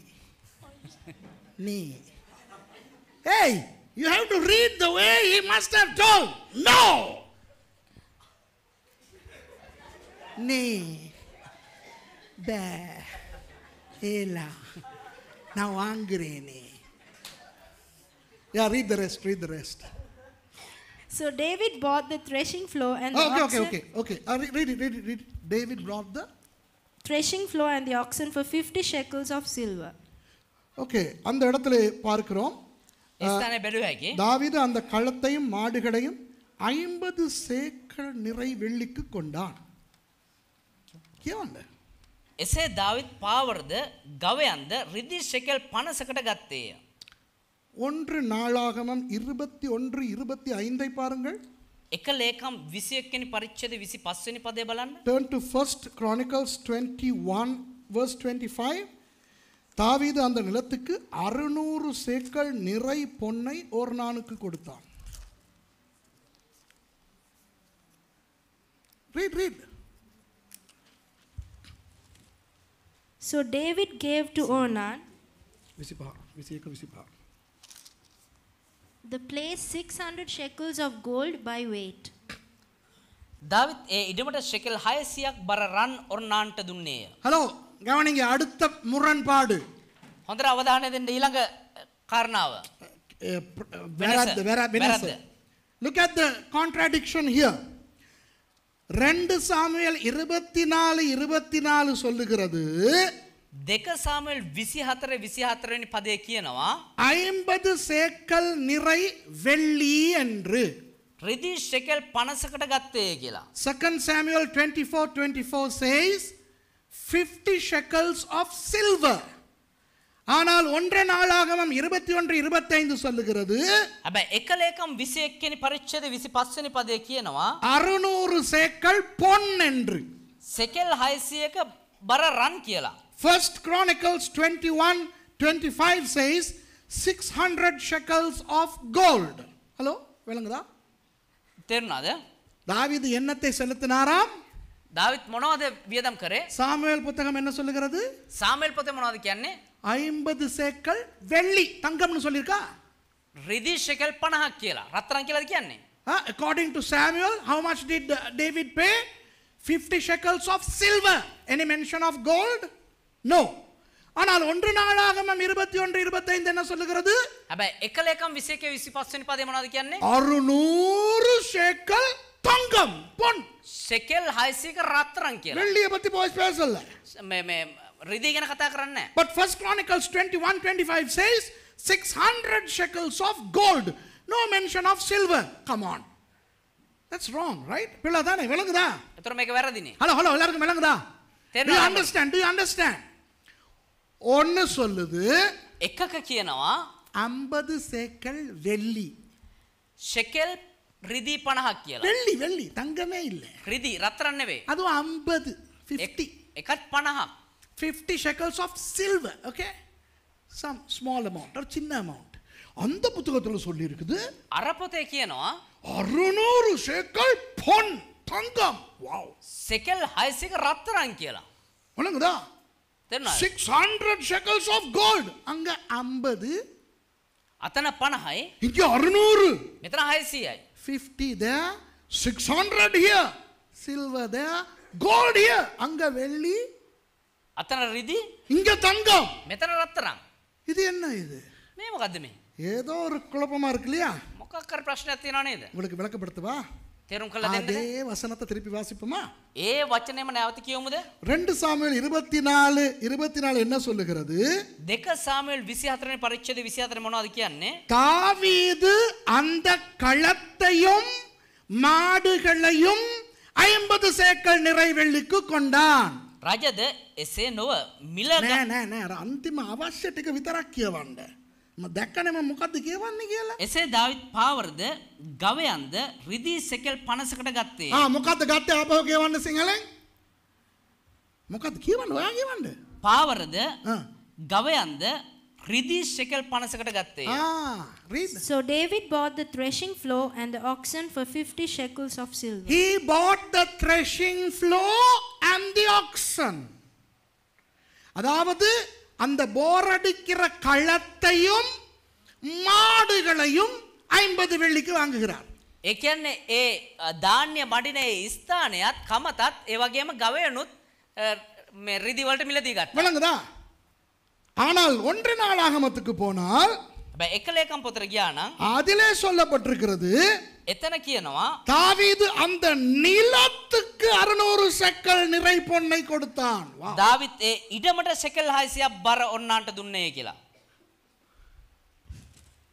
So David gave to Ornan for the place 600 shekels of gold by weight. For the place. What is that place? The entire Mount Moriah. அந்த மோரியா மலை அந்த முழு நிலத்தையும் வாங்கினார் தாவீது. ඒ මොරියා කන්දේ මුළු ඉඩමම දාවිත් රජතුමා මිලදී ගත්තා. இப்ப சொல்லவா உங்களுக்கு என்ன நடந்தது என்று? දැන් කියන්නද අපට මොනවද සිද්ධ වුනේ කියලා? தாவீது දාවිත් රජතුමා அந்த முழு நிலத்தையும் ඒ මුළු ඉඩමමත් அவர் 600 சேக்கல் தங்கத்துக்கு வாங்குகிறார். வாவ். රන් ෂෙකල් 600කට මිලදී ගත්තා. இன்றைய விலைக்கு அது எவ்வளவு தெரியுமா? අද මිල ගණන් අනුව ඒක කොච්චරක් වෙනවද දන්නවද? இலங்கை ரூபாயின் படி சொல்லவா? இலங்கை ரூபாய். ஓகே. ලංකාවේ රුපියල් වලින් කියන්නද? 10 கோடியே 50 லட்சம் ரூபாய். 10 கோடி 50 ලක්ෂයක් ගෙව්වා ඒ ඉඩමට. අද ශ්‍රී ලංකානු මුදලින්. According to US dollars, David paid Ornan $600,000 for the Mount Moriah. Wow! Flippy neck. It blows my socks off my feet. எவ்வளவு பெரிய ஒரு அமௌண்ட் தெரியுதா? කොච්චර විශාල වූ මිලක්ද කියලා දන්නවද? ஹலோ இப்போ பாருங்க. இப்போ 1 லட்சம் දැන් ලක්ෂයක් 20 வருஷத்துக்கு முந்தி 1 லட்சம் எவ்வளவு? අවුරුදු 20කට කලින් කොහොමද ඊයේද? நான் எலிஃபண்ட் ஹவுஸ்ல வேலை செய்யற காலத்துல දෙවදාස එලිෆන්ට් හවුස් එකේ වැඩ කරන කාලේ என் மாச சம்பளம் எவ்வளவு தெரியுமா? මාසික පඩිය කීයද දන්නවද? 1000 ரூபாய். Wow. රුපියල් 1000ක්. You know, when I worked at the elephant house, my monthly salary was 1000 rupees and I was rich. 1000 ரூபாய் சம்பளம் எனக்கு கார் எல்லாம் இருந்தது. මට රුපියල් 1000ක මේ පඩියක් හම්බුණා ඒ කාලේ. ஏன்னா பெட்ரோல் 1 லிட்டர் 13 ரூபாய் 20 வருஷம். ඒ කියනවා නම් පෙට්‍රල් ලීටරයක් රුපියල් 13යි ඒ කාලේ. A liter of petrol was 13 rupees. இன்னைக்கு 1000 ரூபாய். අද 1000ක් කියන්නේ ஒரு பாசுண்ணாவுட்டு அரை நாள் கூலியே 1000 ரூபாய். එක බාසුන්නෑ කෙනෙක්ගේ දවස් භාගයක පඩියම රුපියල් 1000යි. Today in Sri Lanka, a half a day's wage of a builder is 1000 rupees. விளங்குதா? அப்போ 3000 வருடங்களுக்கு முன்பு, ஹலோ 3000 வருடங்களுக்கு முன்பு ඒ කියන්නේ අවුරුදු 3000කට කලින් 10 கோடியே 50 லட்சத்துக்கு வாங்கினார்னா இன்னைக்கு எத்தனை பில்லியன்? කෝටි 10කුත් ලක්ෂ 50කටත් මිලදී ගන්නවනම් කොච්චර බිලියන් ගාණක්ද ඒක? You know, if David paid $600,000 3,000 years ago, what would the value be today? இந்த மூஞ்சிகளையும் முகரக்கட்டைகளையும் பார்க்க எதையாவது தூக்கி இந்த பாராளுமன்றத்தில் நடக்கிற மாதிரி அடிச்சு வீசன மாதிரி தோணுதுடி.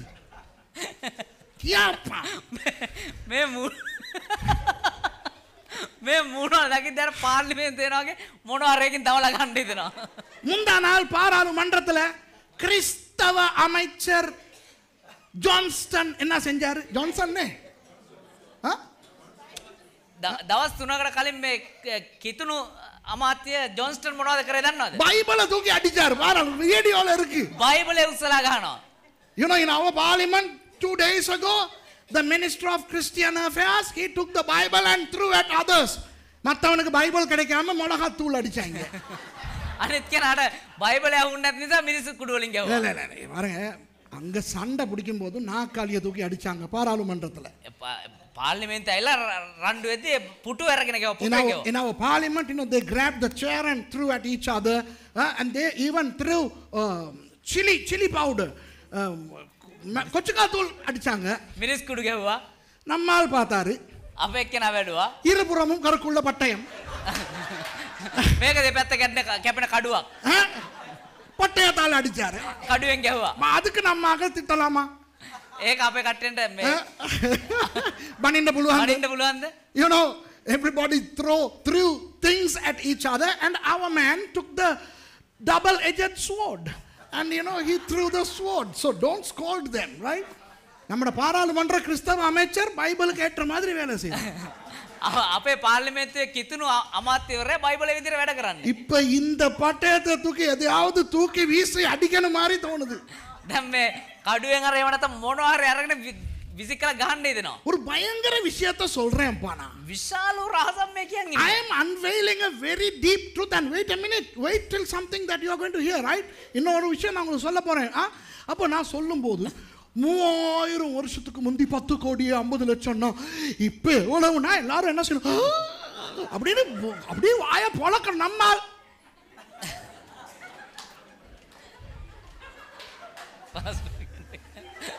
මේ මම ඉඳන් කියනවා අවුරුදු 3000කට කලින් 10 කෝටි 50 ලක්ෂයක් ගෙවුවා නම් අනේ දෙයියනේ අද ඒ මුදල කොච්චරද කියලා අපේ නිකන් අපිට නෑ වගේ. ඕකට ආමින් කියන්නේ නැහැ. ඔබට මොනවට මොනවා කියන්නේ. මගේ අම්මෝ කියන්න ඕනේ. ඕකට අම්මා නෙමෙයි කියන්නේ මගේ අම්මෝ. ඇත්තට இந்த தெய்வமே அது வரணும் நன்னாகருக்கு அனக்கைல் 12 20 ஆச்சு எப்ப முடிப்பீங்கங்கற மாதிரி இருக்கு. අපේ වෙනස 12 23 තමයි ඉවර නැහැ. When I say 3000 years ago the fellow paid $600,000, and imagine how valuable would it be in today's money. Everybody should, this is a jaw-dropping fact, but people are like, so what?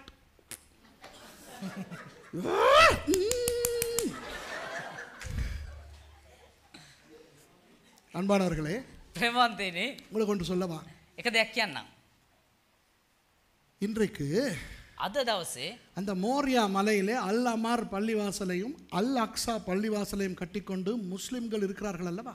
අදේ මෝරියා කන්දේ අල් අමාර් පල්ලියත් අල් අක්සාර් පල්ලියත් හදාගෙන මුස්ලිම්වරු ජීවත් වෙනව නේද? Today the Muslims occupy the Temple Mount because there is the Al Amar Mosque, the Dome of the Rock, and the Al Aqsa Mosque. இன்றைக்கு உலகமே சொல்லுகிறது அல்லவா? අද මුළු ලෝකෙම කියනවනේ. இஸ்ரவேலர்களே எருசலேம் உங்களுடையது அல்ல உங்களுடையது அல்ல என்று. ඉස්රායලවිලා ඔබේ ස්ථානේ නෙමෙයි ඔයාලගේ තැන නෙවෙයි කියලා. The whole world is trying to tell the Jews Jerusalem is not yours, give it back to the Palestinians, blah blah blah. இன்றைக்கு சொல்லுகிறேன், අද කියන්න 3000 வருடங்களுக்கு முன்பு 10 கோடி 50 லட்சம் இலங்கை ரூபாய் பெறுமதியான பணத்தை கொடுத்து தாவீது வாங்கிய நிலம்தான் அந்த நிலம் என்றென்றும் யூதர்களுக்கு சொந்தமான நிலம். අවුරුදු 3000කට කලින් 10 කෝටි 50 ලක්ෂයක් වටිනා ශ්‍රී ලංකානු මුදල් හා සමාන මුදලක් ගෙවලා දාවිද් මෙලයට ගත් ස්ථානය තමයි ඒ මෝරියා කන්ද. සදා කාලයට යුදෙව්වන්ට ඒක අයිති. I want to tell you boldly that 3000 years ago David paid $600,000 to purchase Mount Moriah, and that belongs to the Jews forever and ever. வழங்குதா? තේරුණාද? என்ன பேசுறானுங்க? சரித்திரம் தெரியாம பேசுறாங்க. මොනවද මේ කතා කරන ඉතිහාසය දන්නේ නැතුව? Stupid idiots, they don't know the history. They just don't know that David did not have to buy that land. தாவீது அந்த காணியை வாங்க வேண்டிய அவசியமே இல்லை. දාවිත් රජතුමා ඒ ඉඩම මිලදී ගන්න අවශ්‍යම නැහැ. எபூசியர்களை தோற்கடித்து பிடித்தாலும் ඒ යෙබූසියරුන්ව යටත් කරගෙන අල්ලගත්තත් அவன் சும்மா கொடுக்க விரும்பினாலும் එයා නිකන් දෙන්න කැමති වුණත් நான் சும்மா வாங்க மாட்டேன் මම නිකන් ගන්න නෑ என்று මේක. பெரிய தொகையை கொடுத்து தாவீது வாங்கிய நிலம்தான் மோரியா மலை. ඒ විශාල වටිනාකමක් දීලා දාවිත් මිලදී ගත්ත වටින ඒ ඉඩම තමයි යෙරුසලම කියන්නේ මොරියා කන්ද. Even when Ornan wanted to give it free, David said, no, I don't have to buy, but I will buy. And he paid and purchased that land. வழங்குதா உங்களுக்கு? තේරුණාද ඔබට? இப்போ அன்பானவர்களே, இதிலிருந்து நாம் என்ன படிக்கணும்? දැන් சரி, அதுக்கு பிறகு பலிபீடம் எல்லாம் கட்டி ஓகே, மற்றது சொல்லலைனா அந்த 50 சேக்கல் வெள்ளி என்னத்துக்குன்னு சொல்லலே. ඒතර ඒ මේ රිදී ෂෙකල් 50 මොනවද දීලා කිව්වේ නෑනේ. இவர் நிலத்தை வாங்கினாலும் මෙයා ඉඩම මිලදී ගත්තත් அந்த போர் அடிக்கிற இடம் கொஞ்சம் பதப்படுத்தி அதற்கென செய்யப்பட்டிருக்கும் அல்லவா? අර කමත ඇවිල්ලා සකස් කරලා ඒකටම කියලා සුදුසු ආකාරයෙන් සකස් කරපු තැනක් නේ. Even though David purchased the whole land on that mount, okay, the threshing floor would have been prepared for threshing, right? So he paid extra money for the threshing floor. அந்த போர் அடிக்கிற களத்துக்கு எக்ஸ்ட்ரா காசு கொஞ்சம் கொடுக்கிறார். එයා ඒ කමතට අමතර මුදල් ගෙව්වා. மாடுகள் பலி கொடுக்க ඒ පූජා කරන්න හරක් அந்த மாடுகளுக்கும் பணம் கொடுக்கிறார். ඒ හරක්ටත් වෙනම මිලක් So ගෙව්වා. he bought the oxen for sacrifice. He paid the money. Do you know how much he paid? எவ்வளவு கட்டினார் தெரியுமா? කොච්චර ගෙවුවද දන්නවද? 50 சேக்கல் வெள்ளி. இன்றைக்கு பணம் எவ்வளவு தெரியுமா?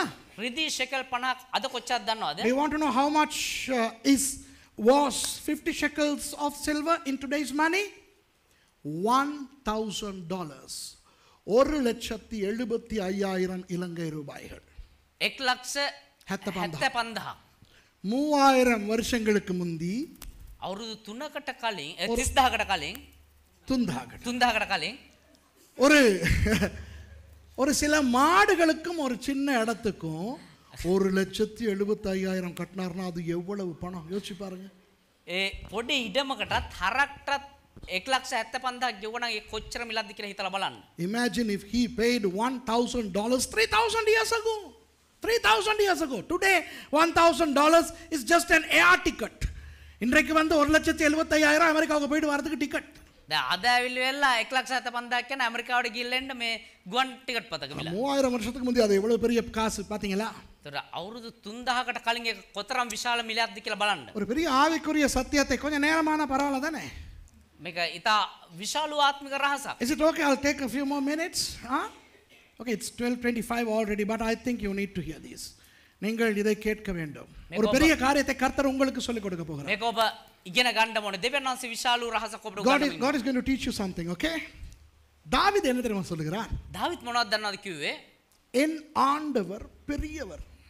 මගේ දෙවියන් වහන්සේ විශාල දෙවියන් වහන්සේ. என்னை ஒரு ராஜாவாய் உயர்த்தி வைத்திருக்கிறார். මාව එක රජෙක් විදියට උසස් කරලා තියන් ඉන්නවා. ஆகவே ඒ නිසා என் ஆண்டவருக்கு මගේ දෙවියන් වහන්සේට என் தகுதிக்கு ஏற்ப விதத்தில் මගේ තත්ත්වයට අනුව நான் பலி செலுத்துவேன். මම පූජා ඔප්පු කරනවා. My God is huge and my God has elevated me to be a king. I am a big guy now.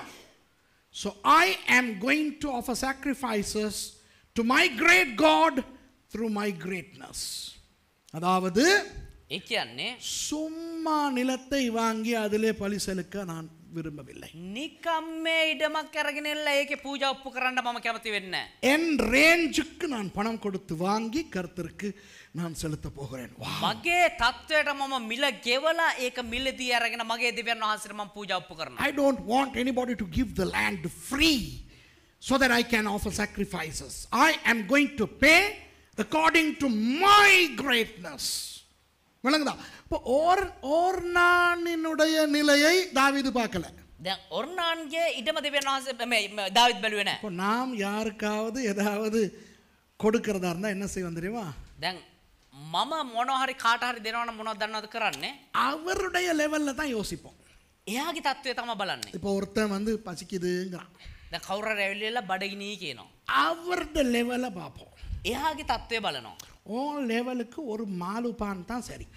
ඔයාගේ තත්ත්වයක මාළු පාංගිඩියක් තමයි හරි. So if somebody wants some food, naturally we will examine that person's level. Okay, you need a hot dog. அப்போ ஒரு மாலுபான் இப்போ எவ்வளோ 25 ரூபாயா? එතකොට මාළු පාංගිඩියක් කීයද වෙන්නේ? 30 ரூபா கிட்டானா? 30 ரூபா. රුපියල් 30ක් විතර. ஸோ உனக்கு பசி உன் லெவலுக்கு ஒரு மாலுபான் போதும் இந்த 30 ரூபா. ඔයාට බඩගිනි ඔයාගේ තත්ත්වෙට එන්න මාළු පාංගිඩියක් ගන්න වෙන්න රුපියල් 30ක්. சில பேர் பிச்சைக்காரங்க கொடுக்கவே மாட்டான்.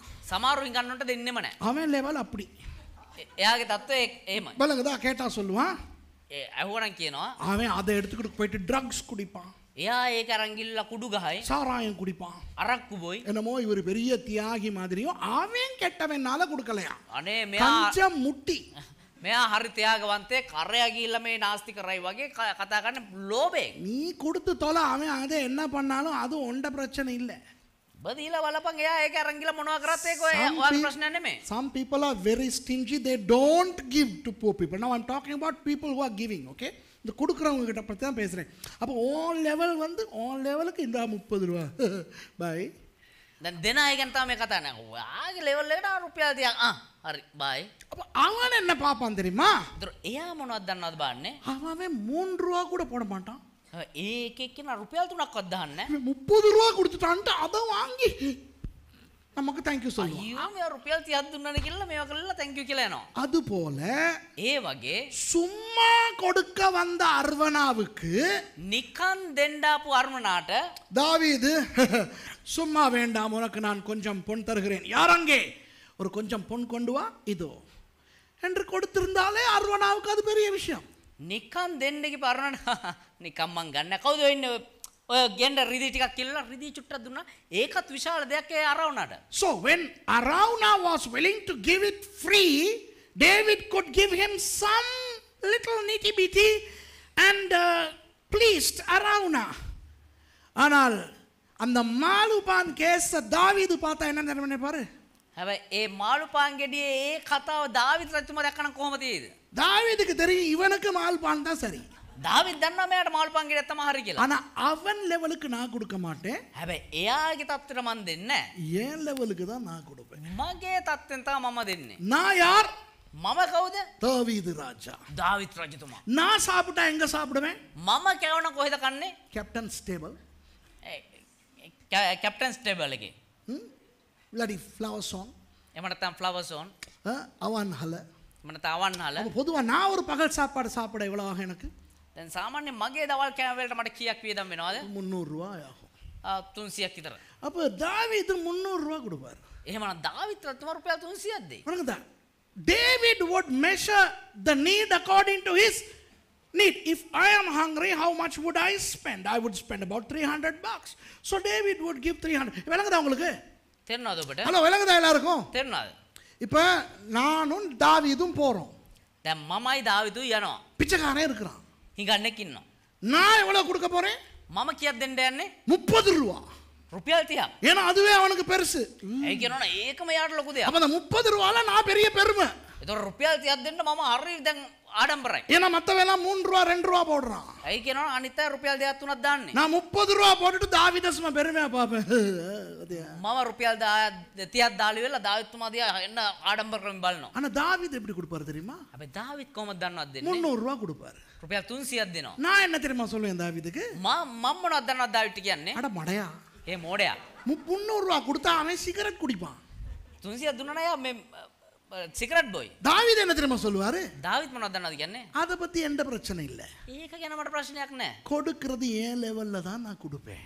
මගේ தත්තට හරියන්න තමයි මම දෙන්නේ. ஏனென்றால் என்னை ஆண்டவர் அந்த லெவலுக்கு கொண்டு வந்திருக்கிறார். ඇයි කියනවනේ දෙවියන් වහන්සේ මාව ඒ தත්තට ගෙනල්ලා තියෙනවා. விளங்குதா உங்களுக்கு? තේරෙනවද ඔබට? So if David and I go and we see the same beggar, I would give the beggar $30 because for me that's a big money. It's going to feed him. But David is going to give him $300. And I'm going to tell David, you're a fool because he's going to smoke with that money because you have given him too much. But David would say, I don't care. My level is the level of a king. I will give according to my level. I will not give according to his level. Wow. புதிய ஏற்பாட்டிலே ஒரு வசனம். අලුත් කිව්ස්මේ එක පදයක්. மத்தேயு 7:2 வாசிக்க வேண்டாம். வாசிப்போமா? மத்தேயு 7:2. මතෙව් 7 දෙවෙනි පදය. கடைசி பகுதியை வாசிங்க. Matthew chapter 7 verse 2, the last bit. மத்தேயு 7ல මතේ 7 වෙනි පරිච්ඡේදයේ இரண்டாவது வசனம் சொல்லுகிறது. இல்ல. ஏகிறது என்ன? 17. 7 දෙක නෙවෙයි. ஆமா அதுதான் எங்க? යම් මිම්මකින් නුඹලා මොකේද? 7 දෙක. இது මේ දෙමළෙන් නෑ නේක. ரைட். நீங்கள் மற்றவர்களுக்கு அழைக்கிற அளவின்படியே உங்களுக்கும் அளக்கப்படும். යම් මිම්මකින් නුඹලා මැන දෙන්නේවද එයින්ම නුඹලාට මැන දෙනු ලබන්නේය. And with what measure ye meet, it shall be measured to you again. Hello நல்லா கவனிங்க. හොඳට අවධානය දෙන්න. இது ஆண்டவர் உங்களோட பேசணும் இப்ப நான் சொல்றது. දැන් කියන දේ තුල දෙවියන් වහන්සේ ඔබට කතා Now කරනවා. listen to this carefully. Okay, now God must speak to you like this, through this. இப்ப தாவீது நானும் போறேன் தானே, දැන් දාවිදුයි මමයි යනවනේ. பிச்சைக்காரனை பார்த்துட்டு வந்தானே. හිඟන්න එක්ක දැක්කනේ. இப்ப நான் எந்த அளவுல அளக்குறேன்? දැන් මම මොන ප්‍රමාණයෙන්ද මනින්නේ? Now David and I are going to the beggar. Okay, now I am going to give the beggar, and what's the measurement that I am using? His measurement. அவனுடைய அளவு. මම ඉන්නේ එයාගේ தত্ত্বය. அவன்ட லெவல் தான் எந்த அளவு. ஹலோ விளங்குதா? එයාගේ தত্ত্বය තමයි මගේ මිම්ම. அப்ப அவனுக்கு 30 ரூபாய் கொடுத்தா போதும். அவன்ட லெவலுக்கு அது போதும். එහෙමනම් එයාගේ தত্ত্වයට රුපියල් 30ක් දුන්නා නම් ඇති. அப்ப நான் அவனுக்கு அவன்ட லெவலுக்கு கொடுக்கிறேன். එහෙමනම් මම එයාගේ தত্ত্වයෙන් එයාට දෙනවා. So I measure his need based on him. So he needs $30 for the hot dog. So I give $30. இப்ப எந்த அளவில் அளக்குறனோ அதுதானே எனக்கு அளக்கப்படும். එතකොට මොන මිම්මෙන්ද මම ඉන්නේ? ඒ මිම්මෙන් මාව මනින්නේ. இப்ப ஆண்டவர் எனக்கு ஆசீர்வதிக்க போறார். එතකොට දෙවියන් වහන්සේ මට ආශිර්වාද ගන්න යනවා. எந்த அளவில் அளப்பார்? මොන මිම්මෙන්ද මම ඉන්නේ? உனக்கு எவ்வளவு தேவையோ அதை தான் நான் தருவேன். උඹට කොච්චරද ඕනේ? ඒක තමයි මම දෙන්නේ. சரிதானே? அவனுக்கு எவ்வளவு தேவையோ அவ்வளவு தான் நான் கொடுத்தேன். හරිනේ. එයාට කොච්චරද ඕනේ උනේ? ඒ ප්‍රමාණය මම அது දුන්නේ. போல சுரேஷுக்கு எவ்வளவு தேவை அவ்வளவு தான் கிடைக்கும். ඒ වගේ මහේෂ්ට කොච්චරද ඕනේ? ඒ ප්‍රමාණය තමයි ලැබෙන්නේ. கிடைக்கும். හම්බෙනවා. நல்லா இருப்பேன். நல்லா இருப்பேன். හොඳට ඉන්නවා. ஆண்டவர் தன் வாக்கை மாற மாட்டார். දෙවියන් වහන්සේ තමුන්ගේ වචනය වෙනස් කරන්නේ නැහැ. So when I measured him according to his need, God will measure me according to my need and he will meet my need. Okay? இப்ப தாவீது வராரு. දැන් දාවිත් වෙනවා. தாவீது எதை வச்சு அளக்குறாரு? දාවිත් මොකක් තියලාද මනින්නේ? அவனை வச்சல்ல, එයාව තියලා නෙවෙයි. தன்னை வச்சு. තමන්ව තියලා. ஏன் லெவல் என்ன? මගේ தত্ত্වය මොකක්ද? நான் ராஜா, මම රජතුමා. நான் தாவீது, මම දාවිත්. நான் 30 ரூபா கொடுக்க மாட்டேன். මම රුපියල් 30ක් දෙන්නේ நான் නැහැ. ஏன் லெவல்ல நான் 300 கொடுப்பேன். මම මගේ தত্ত্වෙන් රුපියල් 300ක් දෙනවා. So David comes and David says, I'm going to measure through my scale. I'm a big guy, I'm a king. So I'm going to give him 300, not 30. இப்ப ஆண்டவர் தாவீதுக்கு எப்படி ஆசீர்வதிப்பாரு? දැන් ඒතකොට දෙවියන් වහන්සේ දාවිත්ට කොහොමද ආශිර්වාද කරන්නේ? தாவீது லெவல்ல அளக்க மாட்டாரு. දාවිත්ගේ මට්ටමේ මනින්නේ නැහැ. தண்ட லெவல்ல மனப்பார். நான் என் லெவல்ல தான் இவனை ஆசீர்வதிப்பேன். මගේ தත්ත්වෙන් බලන්න ඕනේ මම එහෙම තමයි දෙවියන් වහන්සේ හිතලා මෙයා ආශිර්වාද வணங்குதா? කරන්නේ. நான் யார்? මම කවුද?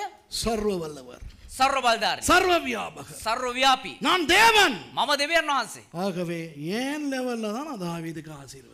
ඒ නිසා මගේ தත්ත්වෙන් තමයි මම දාවිත්ට ආශිර්වාද. தாவீதுக்கு ஆசீர்வாதம் வந்து கூவியும்.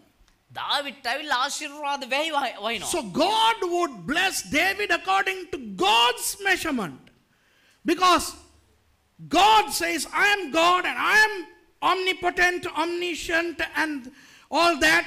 So he will bless David over and abundantly. தாவீது දාවිත් அந்த பிச்சைக்காரனுக்கு 300 கொடுத்த போது அவனுக்கு என்ன ஆச்சு?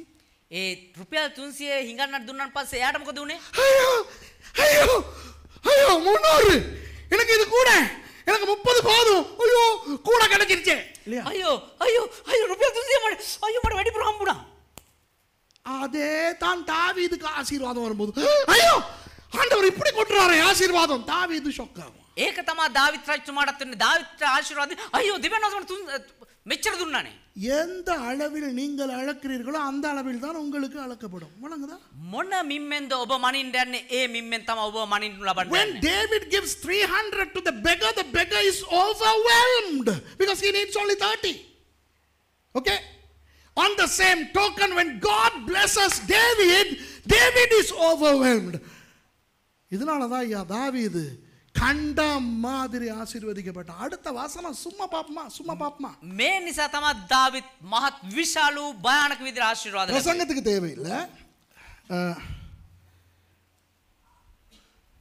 ஓகே,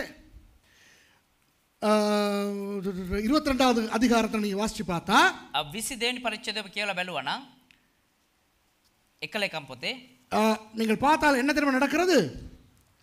சிரியா நாட்டில் உள்ளவர்கள், சிரியா සිරියා லெபனான் நாட்டில் உள்ளவர்கள் ලෙබනන් රටේ අය தாவீதுக்கு பரிசுகளை அனுப்புகிறார்கள். දාවිත් රජතුමාට තෑගි වෙනවා. நீங்கள் வாசித்து பார்த்தால் உங்களுக்கு தெரியும். When you read next you will see that people in the king of Syria, the king of Lebanon blessing David. அன்பானவர்களே, ප්‍රේමවන්තයිනි, ரெண்டு காரியம் கர்த்தர் உங்களுக்கு இன்றைக்கு கற்றுக் கொடுக்கிறார்.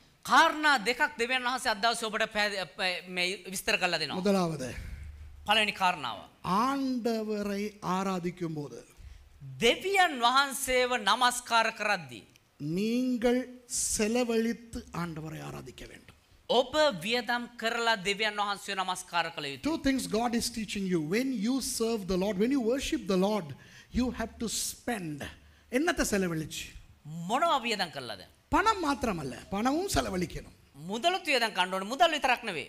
நேரத்தை செலவழிக்க வேண்டும். වෙලාව වියදම් කරන්න ඕනේ. அதாவது எங்களுக்கு எங்கள் பக்கத்திலே ஏதாவது ஒரு செலவு, பணமா இருக்கலாம், நேரமா இருக்கலாம், சிரமமா இருக்கலாம், நாம் எதையாவது செலவழித்து தான் ஆண்டவரை ஆராதிக்க வேண்டும். இதுதான் தாவீதிலிருந்து நாம் படிக்கிற முதல் பாடம். ඒ කියන්නේ අපේ පැත්තෙන් අපි මොනවද වියදම් කරන්න තියාගෙන ඉන්නේ?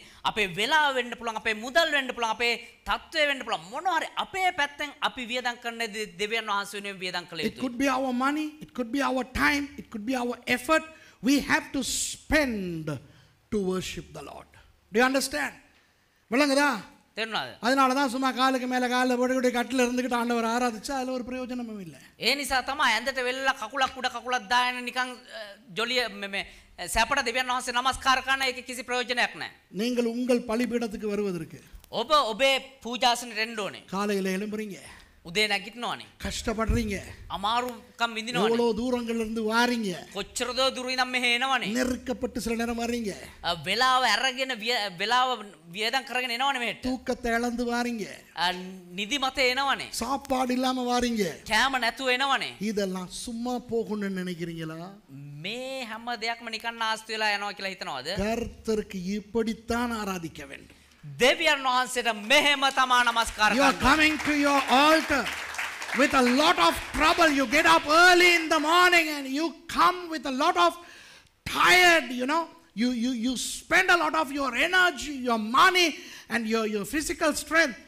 This is how David worshipped. இப்படிதான் தாவீது ஆண்டவரை ஆராதித்தார். මෙහෙම තමා දාවිද් දෙවියන් වහන්සේව නමස්කාර කරේ. இரண்டாவது, දෙවනුව நாம் கொடுக்கும்போது අපි දෙද්දී அந்த வாங்குகிறவர்களுடைய அளவிலே கொடுக்காதீங்க. ඒ ගන්න කෙනාගේ තත්වෙන් දෙන්න එපා. உங்களுடைய நிலைமையின்படி நீங்கள் கொடுங்க. ඔබේ තත්ත්වයේ විදිහට දෙන්න. ஒரு ஆளுக்கு கொடுக்கறதா இருந்தா එක්කෙනෙකුට දෙනවා වෙන්න. அந்த ஆளுக்கு என்ன சாப்பாடு வேணும்னு பார்க்காதீங்க. ඒ කෙනාට මොන කැමද ඕන කියලා බලන්න එපා. நீங்க இப்ப சாப்பிடுறதுக்கு எவ்வளவு செலவழிப்பீங்க ඔබ දැන් කණ්ඩ කොච්චර වියදම් කරනවද? அதை கொடுங்க. ඒක දෙන්න. நீங்க ஒரு ஆளுக்கு ஷர்ட் கொடுக்கும்போது, கவுன் கொடுக்கும்போது, ඔබ කෙනෙකුට ෂර්ට් එකක් ගවමක් දෙද්දී எனக்கு வேணாங்கிற ஷர்ட்டை கொடுக்காதீங்க. මට අනවශ්‍ය ෂර්ට් එක දෙන්න එපා. அவருக்கு தான் கிடைக்குதே, அது பெரிய விஷயம் தானேங்காதீங்க. එයාට හම්බෙනවනේ ඒක ලොකු දෙයක් නේ. எது எனக்கு நான் எடுத்துக்கொள்வேனோ அதை தான் நான் கொடுப்பேன்னு சொல்லி கொடுங்க. මට මොකද්ද මම මිලදී ගන්න ඒක තමා දෙන්නේ කියලා දෙන්න. When you give things to other people, don't measure in their according to their level, measure according to your level. Then God will give you measuring according to his level. நீங்கள் உங்கள் அளவின்படி அளந்து மற்றவர்களுக்கு கொடுத்தால், ඔබ ඔබේ මිම්මෙන් මැනගෙන ඔබ අනිත් අයට දුන්නා නම් கர்த்தர் உங்களுக்கு தரும்போது දෙවියන් වහන්සේ ඔබට දෙද්දී அவர் அவருடைய அளவின்படி கொடுப்பார். උන්වහන්සේගේ තත්ත්වයෙන් ඔබට දෙයි. உங்களுக்கு தெரியுமா, நானும் மர்சியும் ඔබ දන්නවද සහෝදර මර්සිත් දේවගතිවරයා 3 வருடங்களுக்கு முன் අවුරුදු 3කට කලින් பயங்கர கடனிலே இருந்தோம். බොහෝ විදිහට ණයබරව 2015 ஆண்டு ஜூன் மாதம் 2015 ජූනි මාසේ நானும் மர்சியும் இருந்த கடன் உங்களுக்கு எல்லாம் தெரியாது.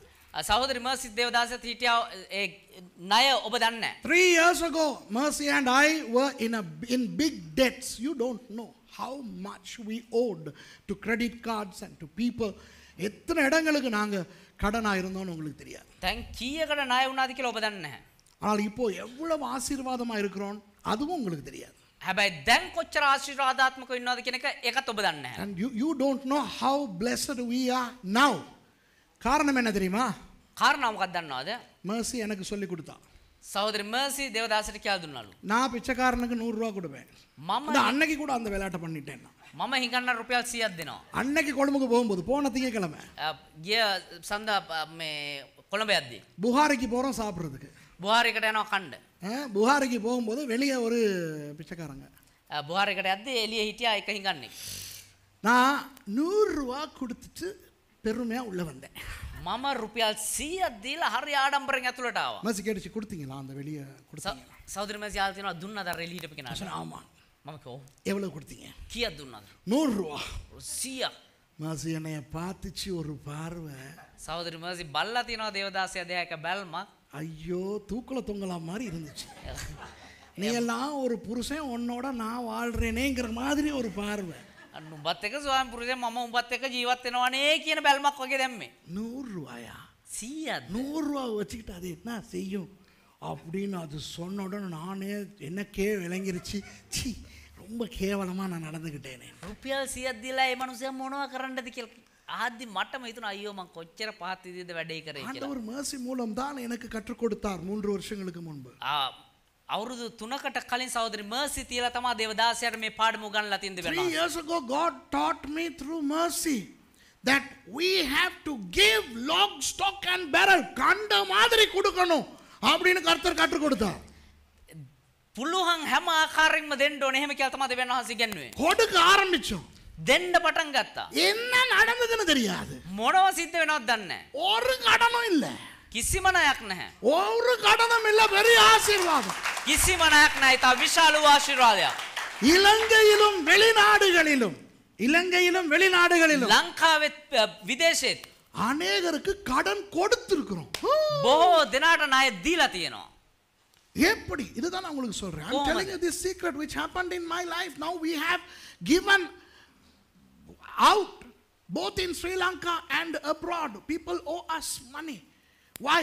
When you measure with your standard, God will measure with his standard to bless you. நீங்கள் உங்கள் அளவின்படி நீங்கள் ஆசீர்வதித்தால் ඔබ ඔබේ තත්වයෙන් ආශිර්වාද කරා නම් கர்த்தர் அவருடைய லெவலில் உங்களை ஆசீர்வதிப்பார். දෙවියන් වහන්සේ උන්වහන්සේගේ තත්වයෙන් ඔබට ආශිර්වාද කරයි. இனி நீங்க பிச்சைக்காரங்களை கண்டா ஆசீர்வதிக்கணும்.